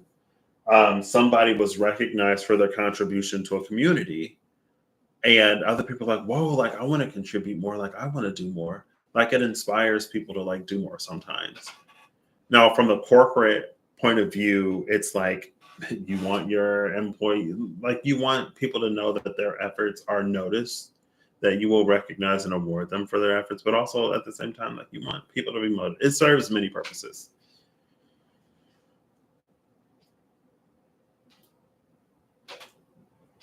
Now, it's interesting again that this came out, or it comes out as the Fool, this just reward, this respite, because since it's coming out under full energy, it feels like new or unexplored. Like this could be someone who finds peace in their life, but they almost struggle in the peace because they may not have necessarily like had it before. It's very much the energy like of someone who's in a healthy relationship after being in unhealthy relationships, or it's someone who was with a partner or with a person, with a friend, with a boss, with a whoever that knows how to trust people or that trusts them when they've only been with people who didn't trust them or who constantly call their every whatever into question. It's a very good energy, but it's like it feels like it's completely different, and like getting used to adjusted to that difference, or like that difference can still require adjustment. And I don't know if that's necessarily something that we think about all the time when we're seeking or when we're manifesting better. All of the survival tactics and the self-defense mechanisms, all of the self-protection, all of the like getting used to surviving and not making too much noise or not taking up too much space or whatever, anything that had to be done to adapt to an environment that wasn't necessarily the best or that was unpleasant, to be then or now in an environment where you don't have to do all that. Again, it can require adjustment, and it's not surprising, you know. It does kind of sort of like feel like a lot though. It feels like a lot, not necessarily super all at once, but again, to now be the example or to be someone else's inspiration is not necessarily, I don't know, it's like not seeing it coming, not necessarily wanting it. You don't have to mind it, but it just like it feels unforeseen, or it's reading as unforeseen. And maybe it is this, because again, at the bottom of the deck was the Five of Pentacles, the Seven of Swords, and the Four of Wands. So rather than like, and again, this Five of Pentacles, it felt like not overstaying one's welcome, not overstaying one's welcome inside of their comfort zone. This energy is the Four of Wands from this Five of Pentacles energy. So like now this is an energy that you can come inside to. Four of Wands, like fourth house energy. And the fourth house of, so everything Cancer, if Pluto was at 0 degrees of Aries, it's Uranus, Jupiter, Venus, and the Sun. Uranus with the surprising shakeup, Jupiter with that blessing, abundance, fortune, good luck, expansion, Venus with comforts, and then the Sun of like everything that the sun touches with the illumination, maybe with the spotlight. That's that. And there's nothing opposing anything. There's, wow, unless it's the moon, but the moon is in Taurus, so no. The sun, the moon, Mercury, Venus, Mars, Jupiter, Saturn, Uranus, and Neptune, and also Pluto. Nothing is opposing anything. There are no oppositions. Unless you're looking at a minor body, because everything is, oh wait, yeah, because even here it would still read, it would give me a Capricorn if it's opposing Cancer, it'll give me a Scorpio if it's opposing Taurus, a Libra for Aries, or a Sagittarius for Gemini. There is nothing opposing anything in the sky. Major bodies, minor bodies, maybe.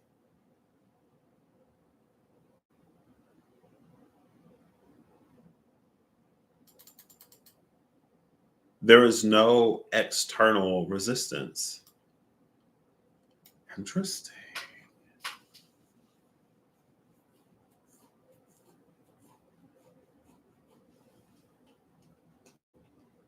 So yeah, and again, like maybe it was a whole bunch of, not even a whole bunch.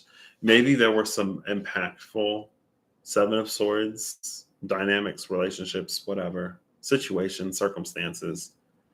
But instead of going inside to those things, it chose to cape Five of Wands. And so it's like this. It's like Five of Wands out in the cold. And instead of choosing to settle here, it just like it kept going, and then it finds that thing. That kind of sort of came out. I don't remember if I said it. I feel like I did. With like the mirror or the double mirror or with that Nine of Cups, it was walking away in the journey. Walking away the journey and adjacent possibilities, where it felt like we get as much out of it as we put into it. Right. Almost like very Winston Churchill, when you're going through hell, keep going because you don't want to build a home there type energy almost. But this is like more so the recognition. Interesting. So now we come down to Capricorn because it's going to finish its retrograde in Capricorn station direct and then conclude its time in Capricorn for the next Western like 230 some years, because I'm pretty sure after this retrograde in Aquarius, Pluto's supposed to be done with Capricorn. All the retrogrades from here will start in Aquarius, end in Aquarius. So, and maybe that's, world card, Saturn, but also maybe like, this is the last time.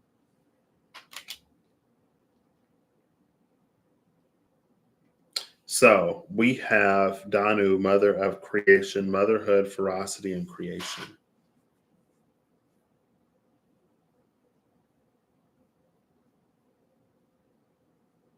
The creation here is interesting.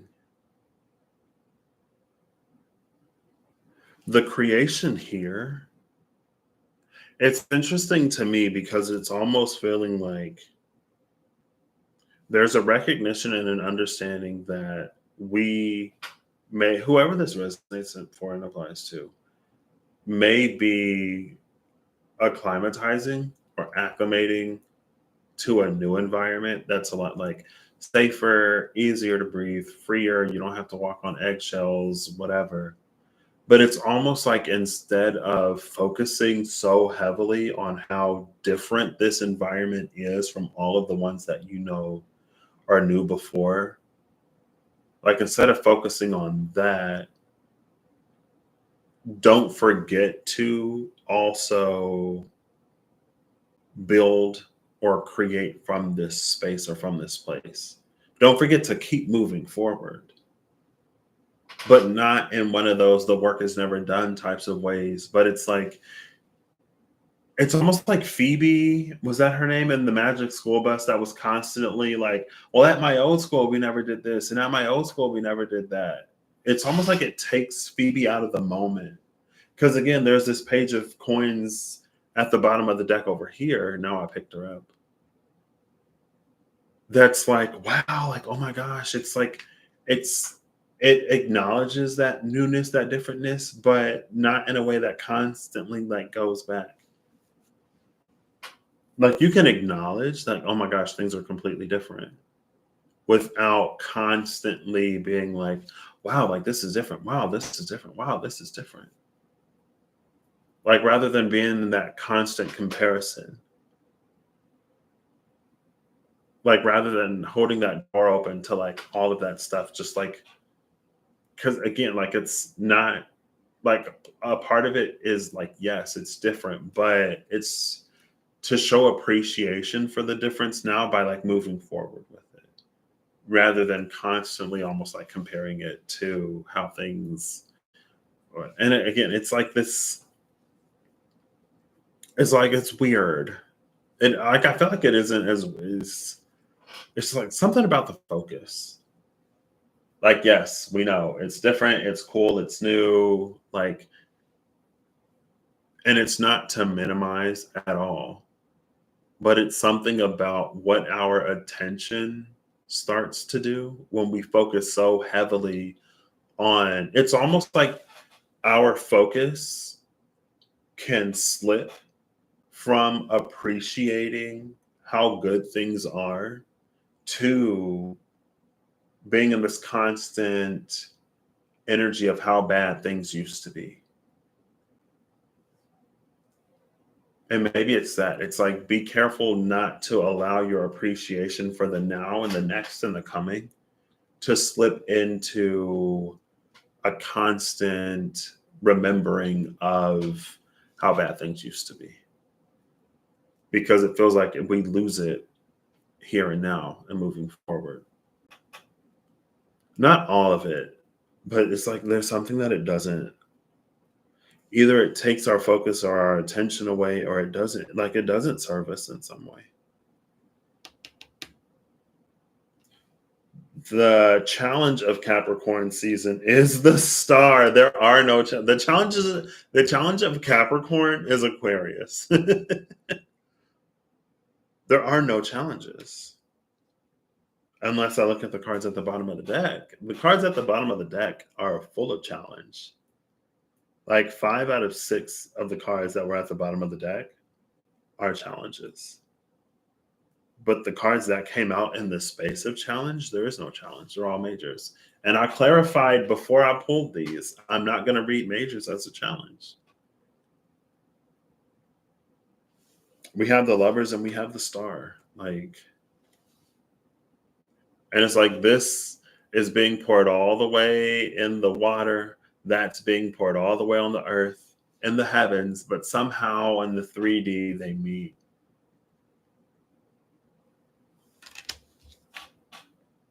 You know, it's like, oh, it's supposed to be romantic, you know? Like, yes, this is a wish fulfillment, but like, you don't have to live in the past. You know what I mean? And maybe too, that could be like, let's say an easy interpretation of this would be like financially. So like let's say someone's in a not great financial position. Or like even if they're in a decent position, like there are many things that they want that they may not necessarily be able to engage in. And maybe they're in a mode of constantly saving because of more like a scarcity fear type rather than like a pragmatic or whatever. Like there's a difference between saving because that's the wise thing to do financially and like, well, I'm saving up because you never know when something is going to happen. And like if my car breaks down or if something happens with the house or, you know, God forbid we have to do this or do that or do whatever, I want to be able to whatever. It's like this doomsday type, again, like same behavior, but a completely different. And it's not that someone has to become super frivolous with their money, but it's like when they come into a wealth or when you come into an abundance, it's like to treat oneself to the things that you want, especially if you can comfortably afford them.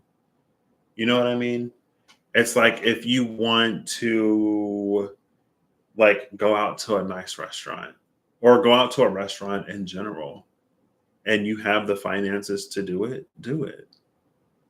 Because like at that point, like you deserve to like just rewards, the just reward. Like these are rewards that you deserve and a peace and a respite that you deserve. And again, it's just like not to be in the doom and gloom of it, of the past in a way that keeps someone from enjoying their now. And again, like you ain't got to go out and like you don't have to be financially irresponsible, but you also don't have to sacrifice desires or pleasures in the same way that you may have had to in the past because your situation is different. Again, you ain't got to go crazy and get everything, but like if you haven't been out to eat, or like if you have a family and you want to take a family vacation and you can afford it, like take the vacation. Make those memories and have those experiences, especially if you can afford, like if it was the case where like you didn't have the funds or the means to go on family vacation, like you didn't have it, but now you do.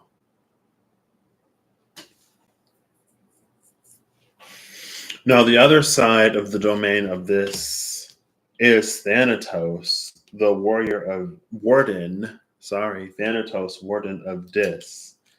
This is competition, support, and expediency. So we've completed the Pluto and Capricorn domains. So on one side, we have motherhood, ferocity, and creation. On the other side, competition or completion. Sorry, did I say competition? Completion, support, and expediency. Motherhood and support, we can see. Creation and completion is interesting. Creation, completion, and expediency are all interesting.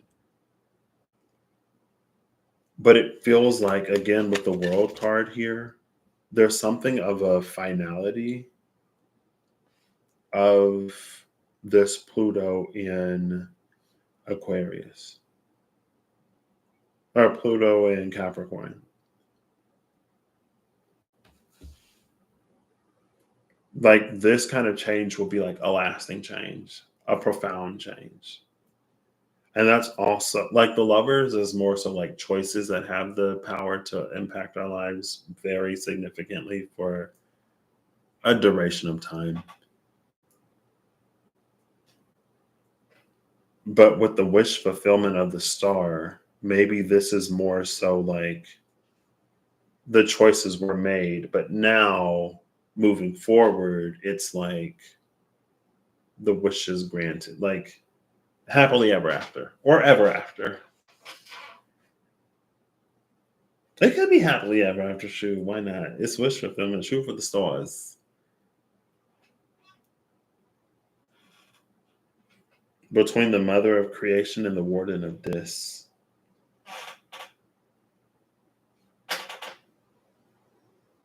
Oh, look. There's a blue butterfly on his hands. You see that little blue butterfly? And then you see like the other butterflies and moths in the back. And it's like, again, there were many things that were done, maybe many things that had to be done, many like smaller transformations or even larger transformations. And sometimes there were transformations that may have been bigger when we were confronted with them. But now that we've gotten some distance, maybe they don't seem as, it's almost like they seem smaller because they were bigger. So that's an expansion of scope. Like maybe there was a big change that we went through in our life, and it felt like a big change when we were in it. But with some time, the change seems smaller because its impact was bigger than we knew at the time. Like, does that make sense? It's like, let's use the alphabet. Let's go A through or 1 through 5. Let's use numbers. Like at like 2 years ago, I went through this large change that was like a 5 out of 5 at that time. Now, 2 years later, that 5 out of 5, it looks like a 2 out of 5 because it increased the scale to like 15, or it looked like a 3 out of 5. Or a 10. Yeah, that 5 out of 5 is now, girl. I tried to do some math, but the math ain't math, and I don't know. I ain't got enough brain, and I'm gonna lose it. What was a 5 out of 5 then now looks at a 2 out of 5 because my scale is now on a scale of 20. And it's like that one thing had so many impacts that with more time we got to see how much it affected. So it's bigger because it's smaller. That thing in particular like you unearth the whole web. And so that tiny thing, it is a lot bigger, but it looks smaller because because it had so many tendrils, because it impacted so many other things. It's like that. um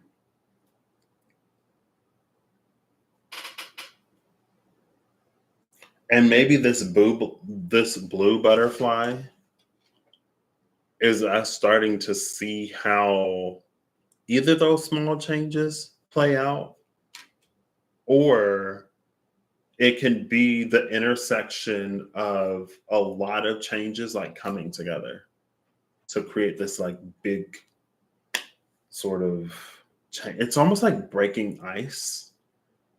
And there was like the super thick sheet of ice, and like we broke it, like this is the ice. We broke it like here and here and here and here. And then over time, all of the cracks sort of like connect. So the whole sheet like falls through. All the cracks from all the changes connect. And it's like, which is interesting because I feel like that was Pluto a while ago, or like Scorpio. It was Deep Freeze. I'm pretty sure it was Deep Freeze in the Enchanted Map Oracle, and I don't remember what else. And I feel like it was that Robert Frost. What's that? Whose woods these are? I think I know.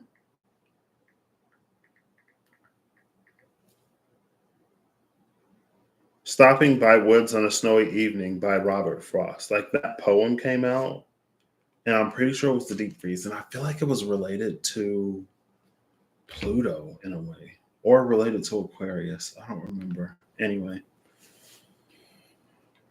but that's the Capricorn of it, which sort of like makes sense. Capricorn is the foundation that the future of Aquarius is built upon. Like even technology has infrastructure, and even technology has rules and has logic. And because of logic, or it is an understanding of the logic that allows technology to sort of like be and function in the ways that it does,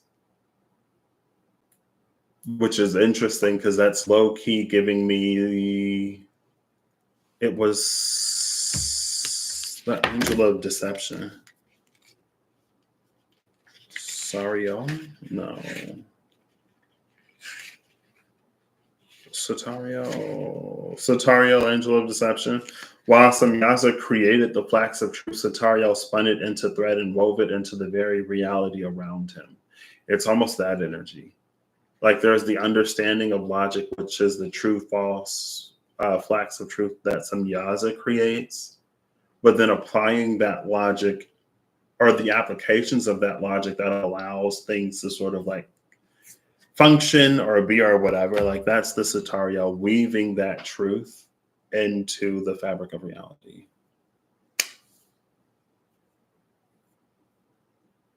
Then we come back up.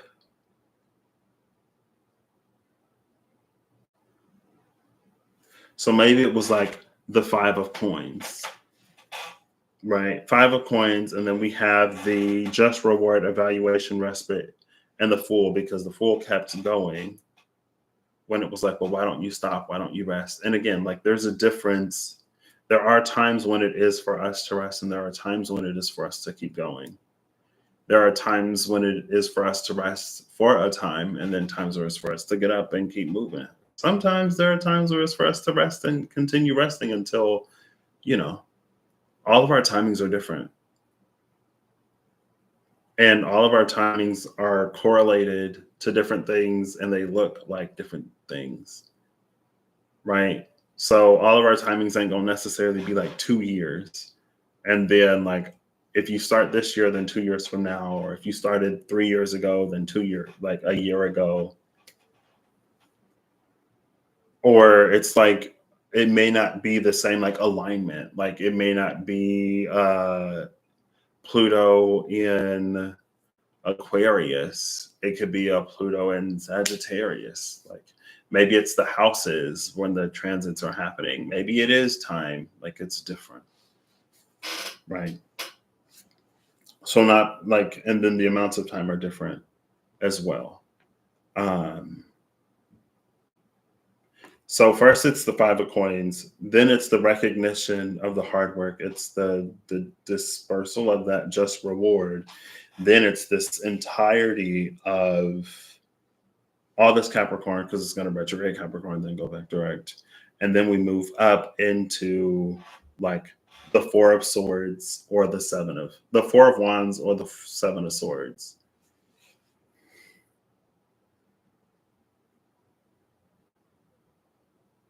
So it came down off of this Five of Pentacles as the Nine of Wands. It reaches some completion. It attains this Queen of Wands status. So like this is from Aquarius. The Five of Coins from the bottom of Aquarius. We come down, Nine of Wands, some kind of completion with the world. Then we emerge as the Queen of Wands. Part of that, the non-challenge, is the Lovers and the Star. And maybe that's like choosing the things that we desire, choosing wish fulfillment. And maybe that's why it's important to focus on the now and moving forward versus the past. Because maybe if we can focus primarily more, maybe if we can focus more primarily on the better now, we tap more into what it is that we do deserve. We allow our desire for more to bubble up, and we allow ourselves to be comfortable desiring more, and to know that we are not only to know that we're worthy and deserving and capable of more, but to have experienced receiving it. And then we move forward, receiving more and more and more. And if we focus on the past, then maybe it's questions that arise of like, do I truly deserve this happiness? Am I asking for too much? Am I being greedy or selfish if I want more? Like maybe I should be content where I am. Maybe I should it's like if we focus more on the past, it introduces more opportunities for limitation to arise when we're looking at continuously moving more and more and more forward, receiving more and more and more. Of like, we go from maybe like a lack to having to wealth to abundance to whatever. And again, it's like when we continue to focus on the past and the ways, it's almost like it satiates us. It's like we fill up on carbs before we get to the real meal. And so we get full before we get any kind of nutrition or sustenance.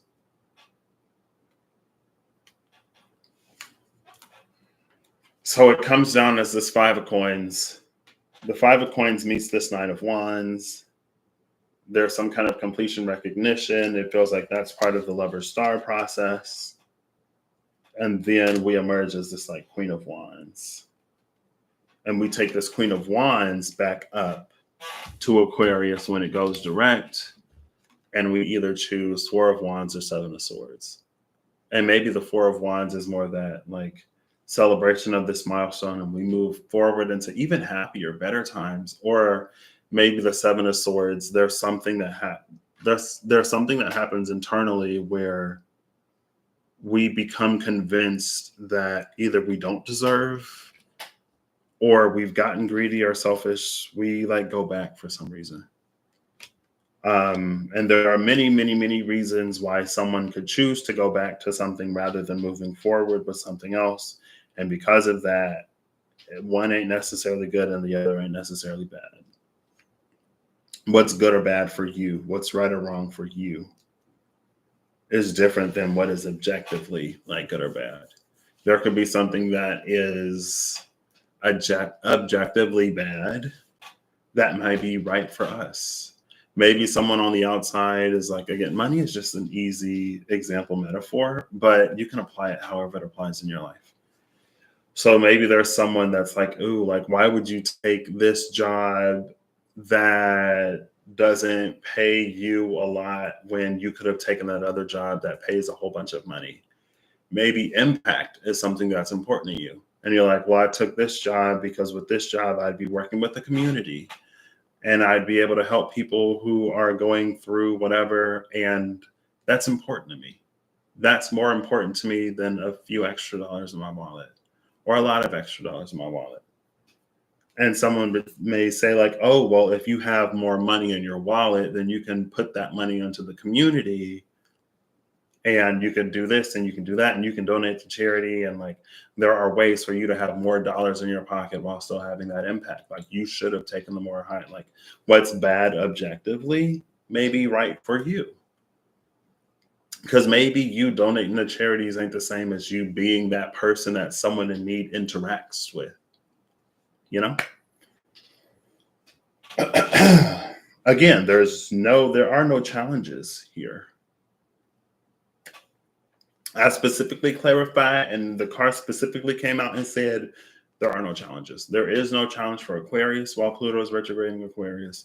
There is no challenge for Capricorn while Pluto is in its last whatever in Capricorn. If there were any challenges, maybe this is reading like, if there were any challenges in the Capricorn part of this, of Pluto's transit, like, we would have like encountered it in the 20 some years that Pluto was in Capricorn, and or the 2 times that it's retrograded from Aquarius back into Capricorn thus far.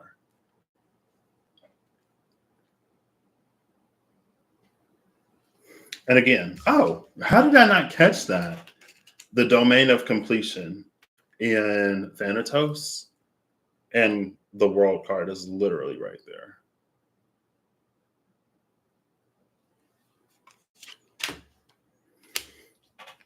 Cool. So now the other half, to the domain of, I'm going to read these two first, or I'm going to read this one first. The other half of this domain of Pluto in Aquarius, we have equanimity, wisdom, and inevitability of Hades with Pura, the angel of forgetting. I'm going to have to read page 63. Pura, angel of forgetting. Pura lived proudly with others of his order. When those around him came to pain, he was quick and generous with his healing touch. He saw no reason anyone should suffer from past traumas. There was so much to anticipate about the future. Oh my gosh, crazy how this is kind of like aligning, right? I've never read this before. Like, this is my first time. I'm pretty sure this one, no, the Angel of Calculations came out before, and these aren't like angels that I've seen before. Anyway, even if I had read them before, it's just validating. There was so much to anticipate about the future.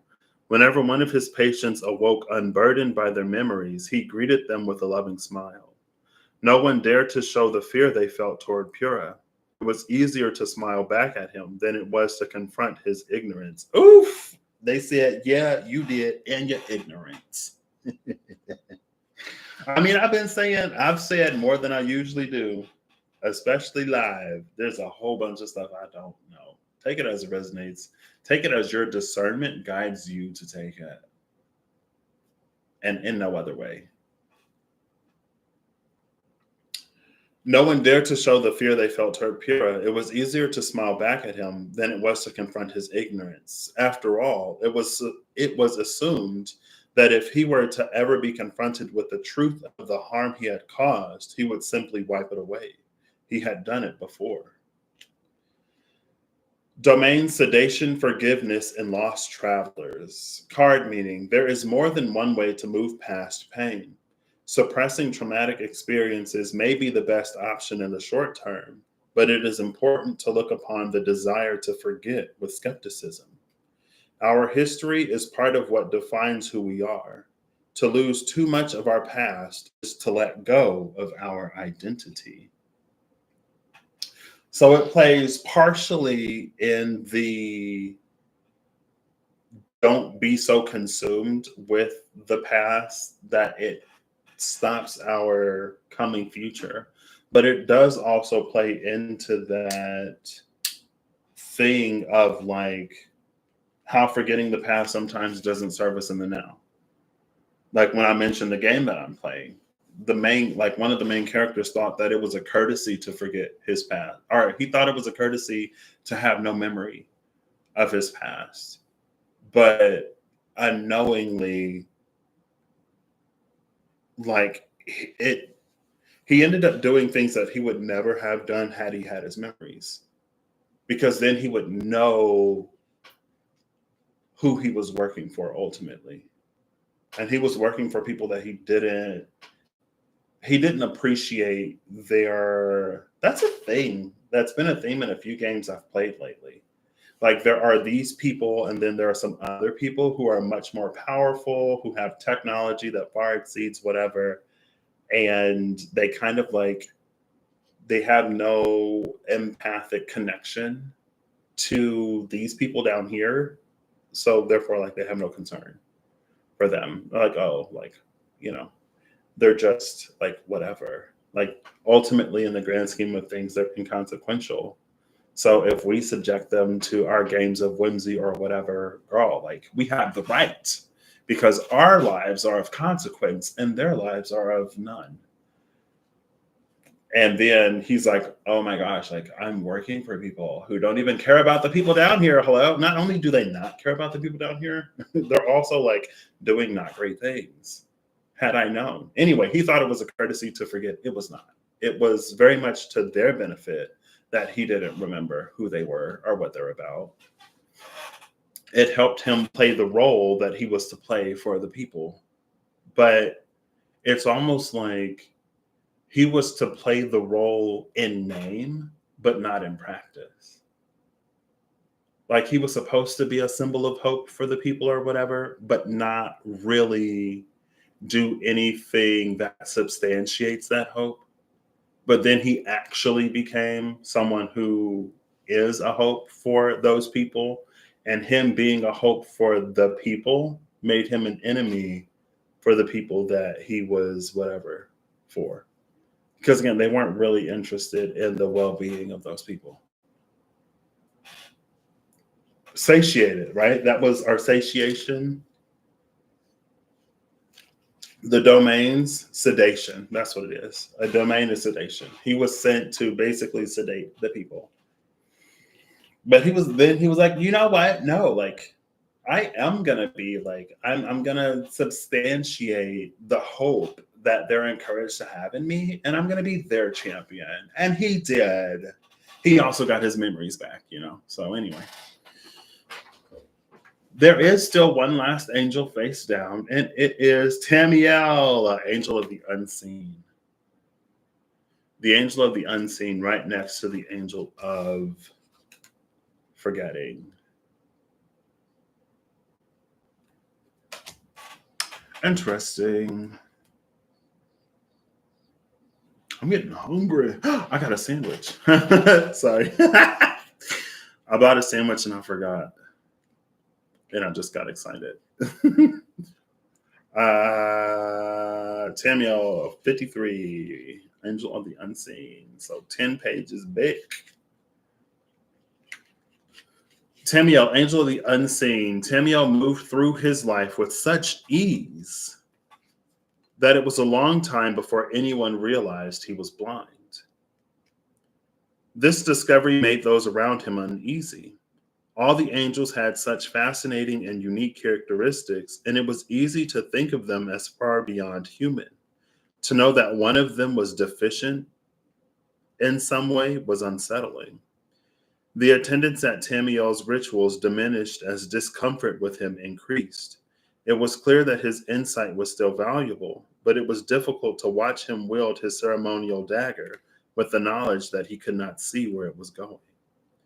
Domains are charity, delusion, and assassination. I mean, I guess the unseen, but Card meaning. You may have missed something important. Not the thing you know you forgot, but the thing you forgot that you forgot. So the fact that this is right next to the angel of forgetting is interesting. You may have missed something important. Not the thing you know you forgot, but the thing you forgot that you forgot. The unknown unknown hangs in the corner of the room with a grin cutting across its face, smirking at you as you fail to see it. There's no use in turning to look. Just take a break. Take a breath. Sorry. Just take a breath and stop to feel it. In the still air, the invisible will become visible again. Only then will it be safe to progress forward.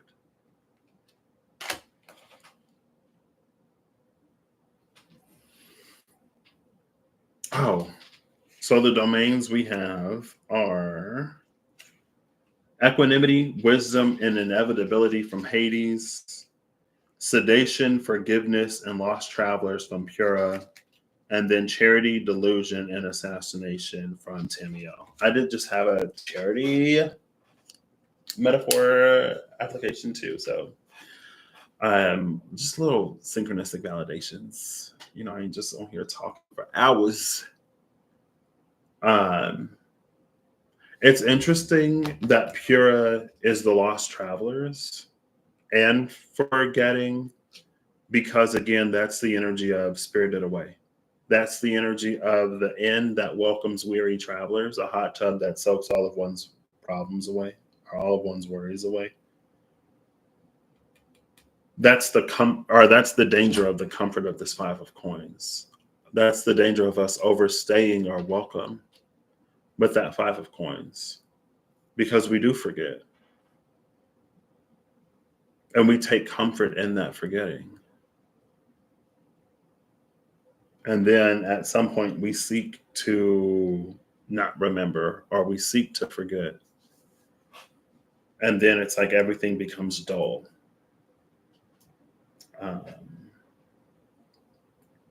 But then we also have Tamiel, the angel of the unseen. It's like this unseen thing is in the future. Like there's even yet greater unseen bliss and fortune and happiness. But again, there's something about overly prioritizing how bad the past was. It feels like it gets us to settle, or it gets us to stop before it's our time. And it's not to be insatiable.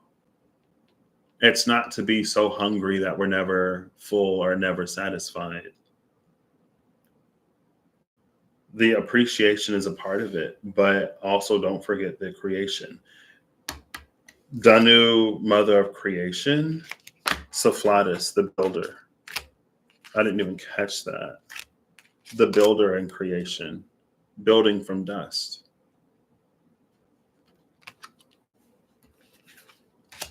When the dust settles, we want to be mindful that we don't rebuild a world that we just like exited or that we just left, which is which is kind of interesting, because that was also another theme with that game. They would just like reset the world. But it's like a lot of times they reset the world, the exact same things would happen. It would happen over and over and over and over again. They would send the same people and they would forget. So every time it would be new, it would be the first time they would reach this point of, we're going to do things differently. Like, we're not going to repeat the cycle. And then you have your characters who retain their memories. And they're like, I really want to believe you, but you're just going to forget. You're going to forget, and you're going to come down here and we're going to do the same thing all over again.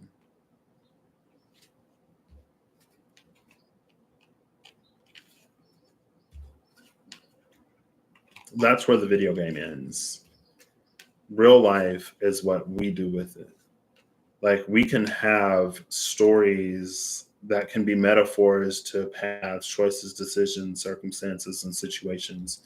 But we don't have to allow the endings in those stories to be our lives. Like, I'm watching another show that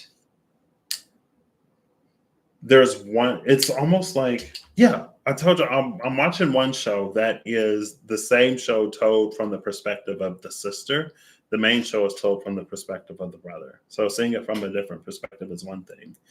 Also, I watched Everything Everywhere All at Once recently, which was about parallel universes. I read a book that was about past lives within the same universe. Um, I had it in the last that it was something that's like branching points. I think I forgot. I forgot what I was saying. I'm sorry. I just like my brain just went. I went too far in trying to explain, or it's fine. Something about forgetting, something about doing the same thing, something about I would. He was like, I would love to believe you. He was like, don't get my hopes up because you're just gonna forget.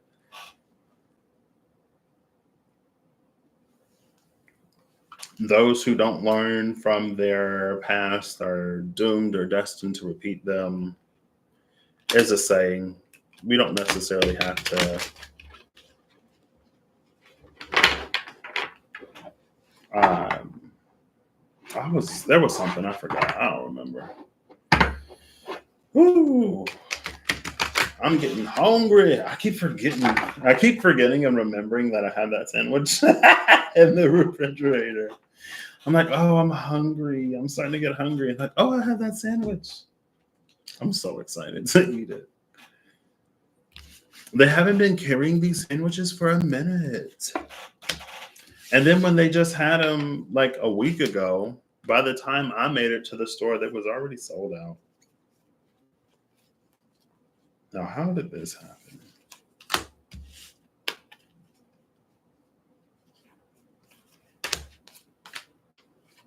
I'm gonna get final cards, and then this will be over.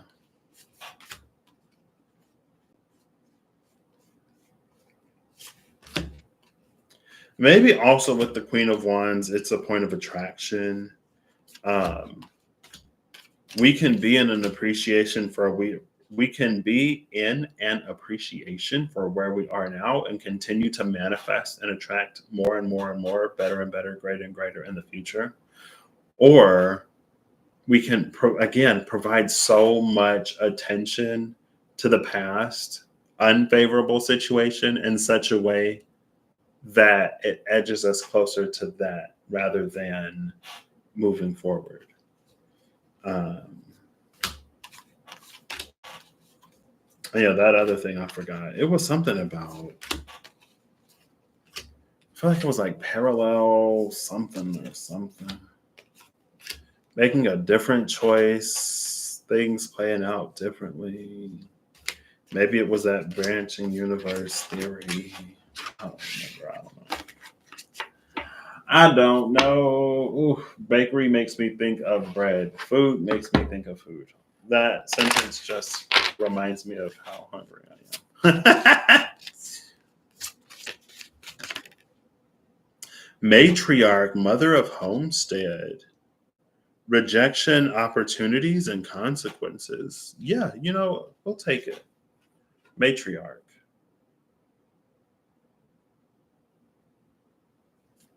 Rejection, opportunities, and consequences. Bottom of the deck is set. Prince of Avarice. Short-sightedness, ambition, and narcissism. Short-sightedness, ambition, narcissism at the bottom of the deck, with rejection, opportunities, and consequences at the top.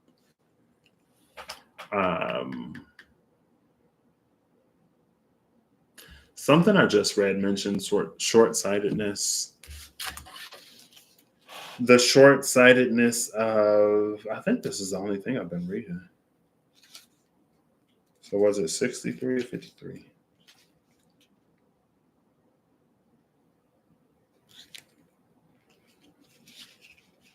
There is more than one way to move past pain. Suppressing traumatic experiences may be the best option in the short term, but it is important to look upon the desire to forget with skepticism.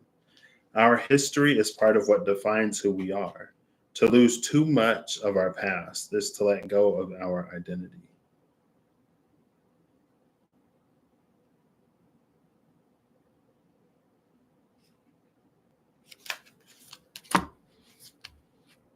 I guess I'll look in this book. I'll read Matriarch because I don't think I've read like any of these. That's not the only reason, but I will read Matriarch. Oh, that looks like I don't remember what the word is. This one looks like this one. It is. Matriarch and Set are both in the dominion of Duat. They're in the same domain. You see the sigils? It kind of look a little Anki to me. Not an Ankh, but it looks very like, Egyptian. Maybe an Ankh, yeah. Yeah, like an Ankh, the wings of Isis, and then the like, I think I've seen Anubis hold those things in one rendition, like a flail or something. I don't know. Anyway. Matriarch, mother of homestead, a noble queen. The matriarch lived a righteous life, free from sins that would weigh her heart when she came before the scales of Anubis, save one, the memory of which was lost to her. In their hubris, she and her king denied the gods of Duat the worship and fealty that was their right, incurring their wrath even unto death. Given this, she was cast into the desert, where she established the homestead, a refuge for other wanderers, exiles, and lost ones. The matriarch reminds us that while there are some mistakes from which there is no redemption, maintaining a core self, nobility, and dedication to right behavior will nonetheless provide opportunities, even if it's not the original plan. There is no sense in falling prey to personal disappointment. Your true value will be seen and understood by others. Domains, rejection, opportunities, and consequences. Almost so like with Set on the bottom, short-sightedness, ambition, and narcissism. Under Set is Hades, equanimity, wisdom, and inevitability again. And then Dawn. It's almost like there is a sort of, there's a finality and a non-finality. It's like the decision of the gods to, I guess, punish the matriarch in death is final. But in that, when she's exiled to the desert, she creates the homestead. So it's almost like this. Sometimes we think that our purpose in life may be one thing. Sometimes we may feel that we're punished by the gods or punished by the divine or punished by God because there's something that we wanted and it didn't work out. But then when we go wherever or when whatever happens, we create something that is recognized by others. And it's like, maybe that was our purpose, or maybe that was our true purpose all along. And our punishment wasn't our punishment, or what we thought of as our punishment wasn't a punishment. It was a redirection into what is truly our purpose. Like rejection is God's protection type energy. Even though it was shiny and it was what we really thought we wanted at the time, we end up where we're meant to be. It's also interesting that her homestead is for the lost souls, where we had the lost travelers in the other, the domain of the angel of forgetting. And even her, like, she forgot what her sin was, but she was righteous in life. Her only sin, I guess, was not giving the gods the fealty that they deserved. And so they cast her into the wilderness, where she made a home for herself and others. Just make sure I ain't got no cross-contamination. Final angel area, Oracle of the Fallen. The victim, Satario, Tamiel, angel of unseen. Angel of the unseen at the cut. A different Satario. This Satariel is the victim. The victim to the very truths, or the victim to the reality that she created for herself, or they created for themselves, weeping, spinning that flax of truth. With the angel of the I feel like that's some kind of irony, where it's like, I bet you didn't see that coming, and then Tamiel, angel of the unseen, is there, just like, I don't see many things coming. I'm blind. Did you know that? Or Tamiel, angel of the unseen, would be like, I'm blind and I saw that one coming, you know, type of, I don't know. Anyway, who would have thought that the angel of deception would be the victim? What? Crazy. Kokabiel, the prophet, with Ape, angel of anger. Oof, not the angel of anger of the prophet. All right. Final angel of the fallen.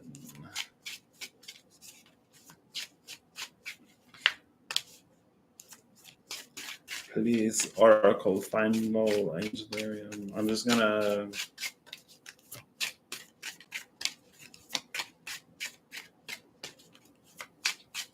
That's interesting. In my mind's eye, I just saw. They weren't like hands. They were like pink hands that were like this, but like cartoony. They weren't anatomical hands. So they didn't look like real. I guess somebody could have like you know, like the clapper thingies. They look like that, but the hands were like pressed together, and there was this like these pink hands with this like red light that was like at the where the hands meet. Like if there was something glowing red and I went like that, and you were able to see the light emanating. What does that mean? I don't know.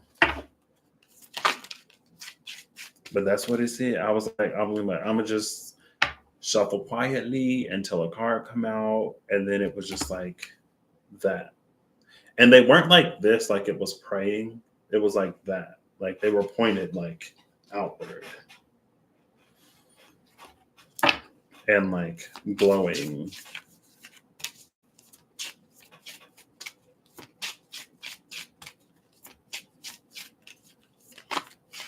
There we go. I think we got two of them. The Vessel, Brachiel, and Budator, Angel of Calculation. I think those were the only two that flipped over. Yes, two I can do. Bottom of the deck is Bezaliel, Angel of Shadows. It was Bezaliel, Angel of Shadows, Saphlatis, Angel of Dust, and somebody else. Hathor? Yeah, it was Hathor. Hathor, Bezaliel, Saphlatis. That was given that like dust particles floating in a beam of light. Budator, Angel of Calculation, came out last time. What page was it? I don't remember. Somewhere back here. There it was. Budator, Angel of Calculation. Perched on the edge of civilization, Budator kept a distance from his brethren. His perch was at the edge of the forest upon the line where the broken stumps demarked the boundary between the king's influence and the remaining autonomy of nature. It was from this vantage point of disharmony that he built his domain. Every step deeper into the wilderness was documented in his ledgers. Progress was pulled from the landscape and pressed as ink against the paper. It was not the destruction itself that captivated him, but the process of it. Every step forward was an opportunity to build on his increasingly elaborate collection of tallies. Domains are numbers, dates, and routines. It's easy to get lost in facts and figures. Overemphasizing their importance might be coming at the expense of more important aspects of your current situation. Take a step back and look at the culmination of your work. Don't miss the forest for the trees. And then also the Vessel, Barachiel is here. Page 91. Oh, Barachiel, the Vessel is the last hard. According to the table of contents, Barakiel. Few people understood Barakiel's vision. His assistants assumed incorrectly that the pots that lined his quarters were full of the magic of his essence. All they knew of these strange devices was that the invisible power that brimmed from the metal cups embedded into the lid. Wait, what? I feel like I read that weird. All they knew of these strange devices was that the invisible power that brimmed from the metal cups embedded into the lids. Okay. Lightning was bound inert into a clay vessel. Barakiel could see clearly what the others only felt in passing. It filled him with excitement. Card meaning, energy has been gathering for a while, and now may be the time to release it. There is only so long that it is worth restraining the potential inside yourself. Let others see what you've been holding back. Make a display to remember. The time is quickly approaching. Interesting. With Bezaliel, the angel of shadow, at the bottom of the deck. Which one is the angel? Hey, I don't know who made it home, but I'm glad that somebody did. I know I haven't been. I mean, I guess like I feel like y'all aren't surprised. I'm not always the most attentive, but as y'all can see, even when I'm not like super paying attention to the chat, I still lose my train of thought. The tangents, the trains, the reasons why, and I'm like, where was I going with that? I had it and then I lost it. Interesting. It's also interesting because we have Tamiel, Angel of the Unseen, right? But Bezaliel is an angel that could see forces that others could not. And it's interesting because I'm watching this show. I'm always watching the show. But I was like a few episodes behind on some of my shows, and I caught up today. Why are you behind if you have all this time to watch your anime? Because I've been playing video games. So they're talking about subliminal messaging, basically, and how subliminal messaging works. Like there are images and sounds that people, and I was actually thinking about that while I was watching it, because that is kind of like wild, that there are things that our brains pick up on, that like there are things that we notice and see, but not consciously. Like we hear it and we see it, but we don't recognize that we're seeing it and hearing it, but we are, but we're not. But anyway, there's a character who is from a parallel. We found out this week that like before it was a different world, but now we found out that it's a parallel reality. And I guess in their parallel reality, there was a key point in history where an important figure like didn't die, but also found magic. So magic does work. So theoretically, it should be possible to teach people magic. Because instead went on to fulfill what it is that they were gonna. Magic is already there, regardless. Anyway, somehow, I guess she knows some magic. She's able to see and hear all of that subliminal whatever. And so she's watching this film that's like the second half of it is loaded with subliminal messaging. And she's like, I keep seeing these annoying flashes of images that's like breaking up the movie. And I keep hearing this like, these things are like non-congruent, like they don't match what I'm being shown. And it was someone like, we can band together to banish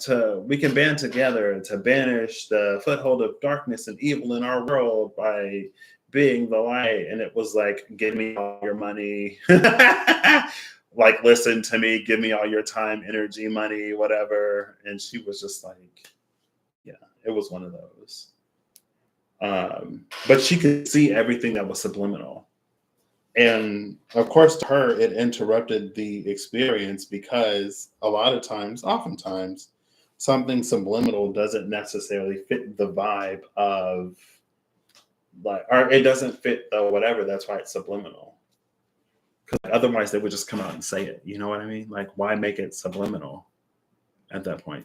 But anyway, seeing the unseen, and with Barakiel being the angel of lightning, it makes me think of like the brain's processing speed. And like with those electrons and everything just like rapid firing like that, then of course, like Barakiel would be able to see and tune into things that our slower processors don't necessarily consciously pick up on, even though they subconsciously do. But again, it's just like super interesting. So anyway, I still have one more deck to put away.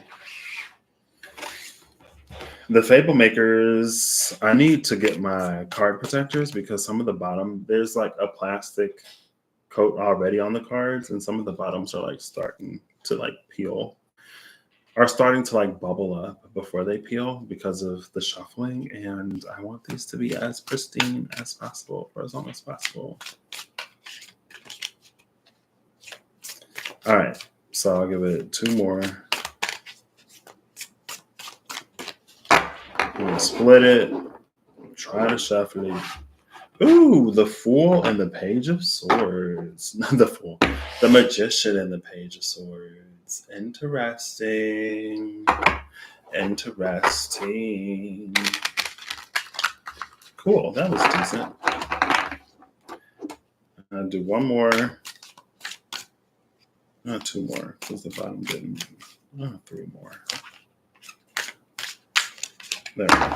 And then I will cut it, because this is a deck that gets put back in halves. The left half is the 5 of coins.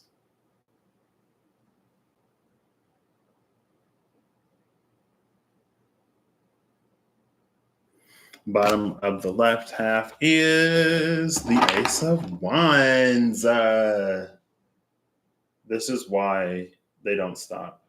There is something more within them than whatever this is where they are. And this Ace of Wands provides them the warmth that they need out in the cold. Cool.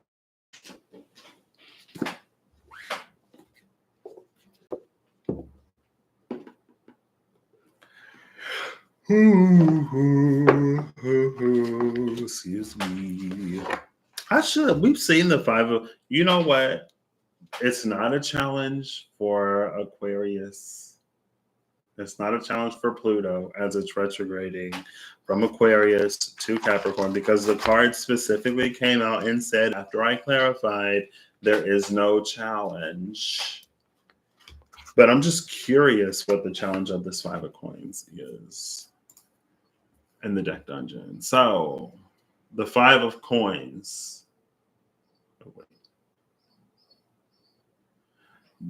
So this room contains chests, each containing a number of gold equal to 1d10 times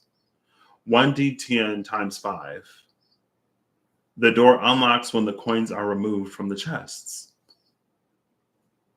So let's roll a D100. I said 1d10. It's 1d100. And I actually have physical dice I can roll. I'm going to roll them in the bottom of this.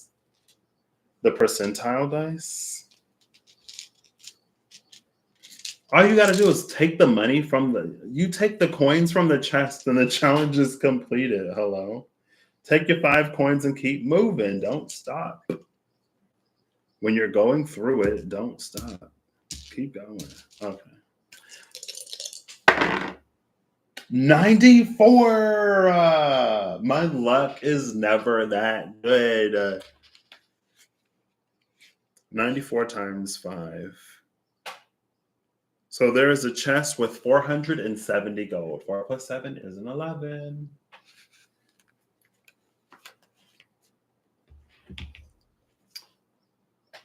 Wait. These rooms contain... Oh, yeah. So this room contains a chest containing a number of gold equal to 470 pieces. 470 gold pieces. The door unlocks when the coins are removed from the chest. Wow. Collect 470 gold pieces. That's the challenge. I'll take it. Maybe again, that's like there is no challenge. Maybe for some, accepting is a challenge. I'm not going to discredit those because I've also had my receiving uh, lesson. I have taken my receiving lessons. But that's the challenge. Collect 470 gold pieces. The other half is I'll do the deck dungeon challenge for this one too, because why not? We have the King of Chalices. We've had this challenge before, I'm pretty sure. And I'm pretty sure the challenge of the King of Chalices is you get to ask 3 yes or no questions. And if they are whatever enough, you get like a tome of wisdom.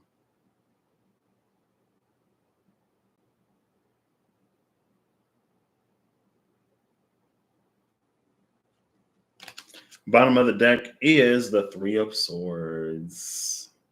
See how much it's raining in the 3 of Swords? We also saw this card before too. I was looking at how high the water is.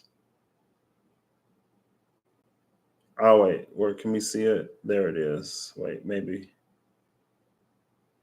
Oh, that's the fish. I thought it was a boat. It's just the fish.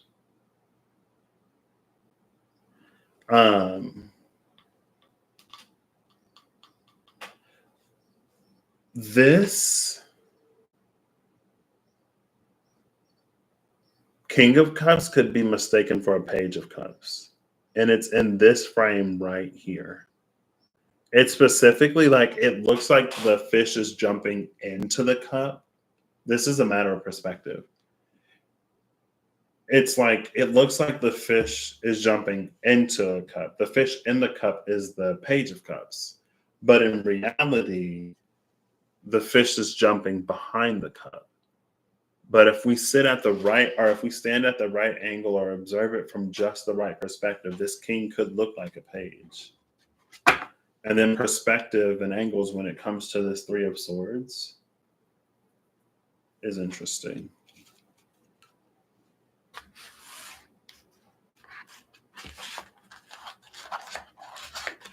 I feel like I feel like I don't know. I feel like I'm confronted with the nature of my work, if that makes not my work. I feel like I'm confronted with I didn't want to do that. I wanted to do this. I feel like I'm confronted with the way that I went about doing my work and the things, because it's like I was talking to my journey buddy and I was telling her about a realization that I've had recently. And when I realized it, didn't necessarily feel super emotional about it. But when I was going to talk to her, like it's like the emotions came up. And I was like, "Ooh, girl, like I'm about to cry." It's like if you like need to cry, it's fine. And I was like, "I know, but like I don't feel like crying today." And when I was talking about it, like the emotion kind of came up, but then I was good. And like part of my shadow work or shadow healing or shadow integration or whatever was acknowledging things and almost like letting myself off the hook for when I didn't know better and for when my life was what it was and for when I didn't have the same type of internal infrastructure that I do now. When I didn't have the same internal power or reliance or self whatever that I have now. And like I was thinking about it because I was like, just like, well, do I feel any like self resentment? I was like, no, I don't feel like I resent myself in this area in particular that I didn't specifically mention by I was like, I don't feel self-resentment, and I don't feel like this is like I unconsciously or subconsciously feel self-resentment. I'm just like, because again, like when it came to my mind, I didn't necessarily feel a type of way. It was just like a recognition. When I was talking about it, then like the emotions came up. But maybe in my self-delusion, I don't know. It's like the nature of my shadow work and shadow healing and shadow integration, and the way that my shadow is a part of like conversations and my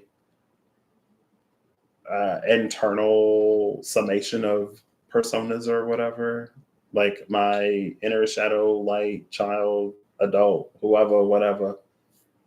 Like I don't, like my shadow has a conversation. My shadow is actually after I had breakthroughs that I've had within myself. And again, it's like it's the way that I've approached my shadow, where it's like it can be helpful and very like soothing and understanding and compassionate. My shadow holds a lot of self compassion, which probably makes sense. Like if I think about the makeup of me, and before that, like I didn't have a lot of compassion for self. I didn't have a lot of just like recognition for self. Like when I would go through things, or like if there were like even legitimate reasons why like things were happening, I just like wouldn't consider them at all. And I'd be like, why am I not doing this? Why am I not doing that? And it's like, girl, because you literally can't. Hello, what are you talking about? Why am I not flying right now?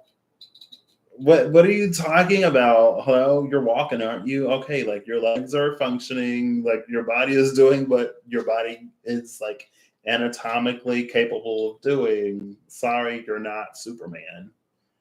Uh, but maybe it was because of my approach that my shadow, like whatever. And it was honestly for me, maybe it was more so like recognizing it, and like now when I move forward in choice and decision making, I can make choices and decisions with those things like not a part of the equation, because now I see it. I see. It's almost like I had beliefs about myself semi consciously, because like I did, but I didn't, but I did, and those the parts of my beliefs of self that I saw and understood consciously, it extended in ways that I didn't necessarily see. So it caused me to like tolerate or put up with, or even sometimes desire things that it's like, girl, like, tell me how you really feel about you without telling me tell me how you feel about you while also telling me that you don't know that you feel this way about you. And I was like, wow, really? Me? And I was like, yeah, like at the time with when I knew my beliefs were, it lines up and it makes sense. I just didn't know that it was also playing out in this way. And so I guess when I recognized it, it was just like, I was like, oh, like now you see it. Okay. And like, cause I don't feel like I resent myself, but also the way that I approached my shadow and everything, the way that I approached all of those times in my life where I didn't know any better or where I couldn't do any better, it's like it was almost like a lump sum. Like that's just something else that the shadow was holding on to that I didn't know about until I did. And I'm like, oh my gosh, like you were carrying that. And my shadow's like, yeah, girl, we were carrying that. I was carrying it knowing I was carrying it, and you was carrying it not knowing that I was carrying it, but we were both affected type energy. And then I was like, wow. So it's almost like I don't have a reason to resent myself because, but I was just like, do I like, because I was like, wow, because I guess it was just like the scope or the dynamic of it. I was like, I should be more affected by this. But the major, because that was like, again, that was a way that something sort of played out that I didn't recognize at the time. But I healed the source of it. And because I've healed the source of it, and because that is different now, that's why I'm like, oh yeah, no, we're not doing that again. Hello? No. At the time, based on personal beliefs of self, yeah, I can see why. Now, not an option. So that did come up. I don't know why I mentioned that here. Maybe it was something with this King of Cups. I don't know. The King of Cups, the challenge of the King of Chalices.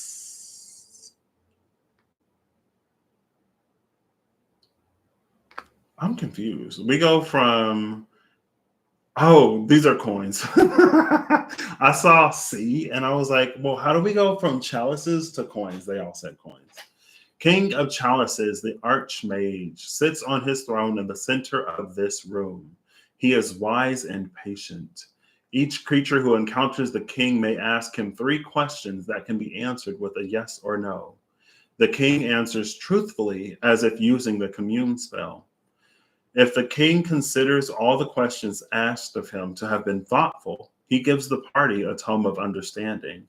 The door in the king's room is unlocked. So one challenge is to collect 470 gold pieces from a chest. And the other challenge is to ask the Archmage 3 yes or no questions. Bonus, if he thinks that your questions are thoughtful, you get a tome of understanding. If you ask thoughtful questions, you arrive at a new level of understanding. Groundbreaking. Again, like there are no real challenges. There are no external challenges. There are no new challenges. Just completions. No challenges, just completions. Maybe that'll be the title. So anyway, thank you all, Holly, Perry, and Janelle for stopping by. For those who watch later, thank you, I guess. If you watch this, I hope you find something of resonance or of help or of importance, if only that like maybe this wasn't the one for you. If it's you ain't gotta take nothing that don't resonate for you just because like I said it or I like it came up. You know what I mean? If it don't resonate for you, don't take it. Or if it resonates for you in a different arena, environment, situation, or circumstance than the example or the way that I like the metaphor or the real like a real life interpretation of it, like if it applies in a different way, take it how it applies to you. And again, if it don't try to force it. Like it, I guess it should be like one of those like, oh, like I could see that, but applied in this way. Not like, let me go through every aspect of my life and try to see where this like, where I can make this fit, or, just, I don't know, live your life. Do what you, free will, free choice, you can do and you will do with this, whatever you're going to do with it. I guess I can only encourage you to use your intuition and discernment. So anyway, no problem. All right, I'll see y'all at some point. I'm sure. But I'm not on the video game. Bye.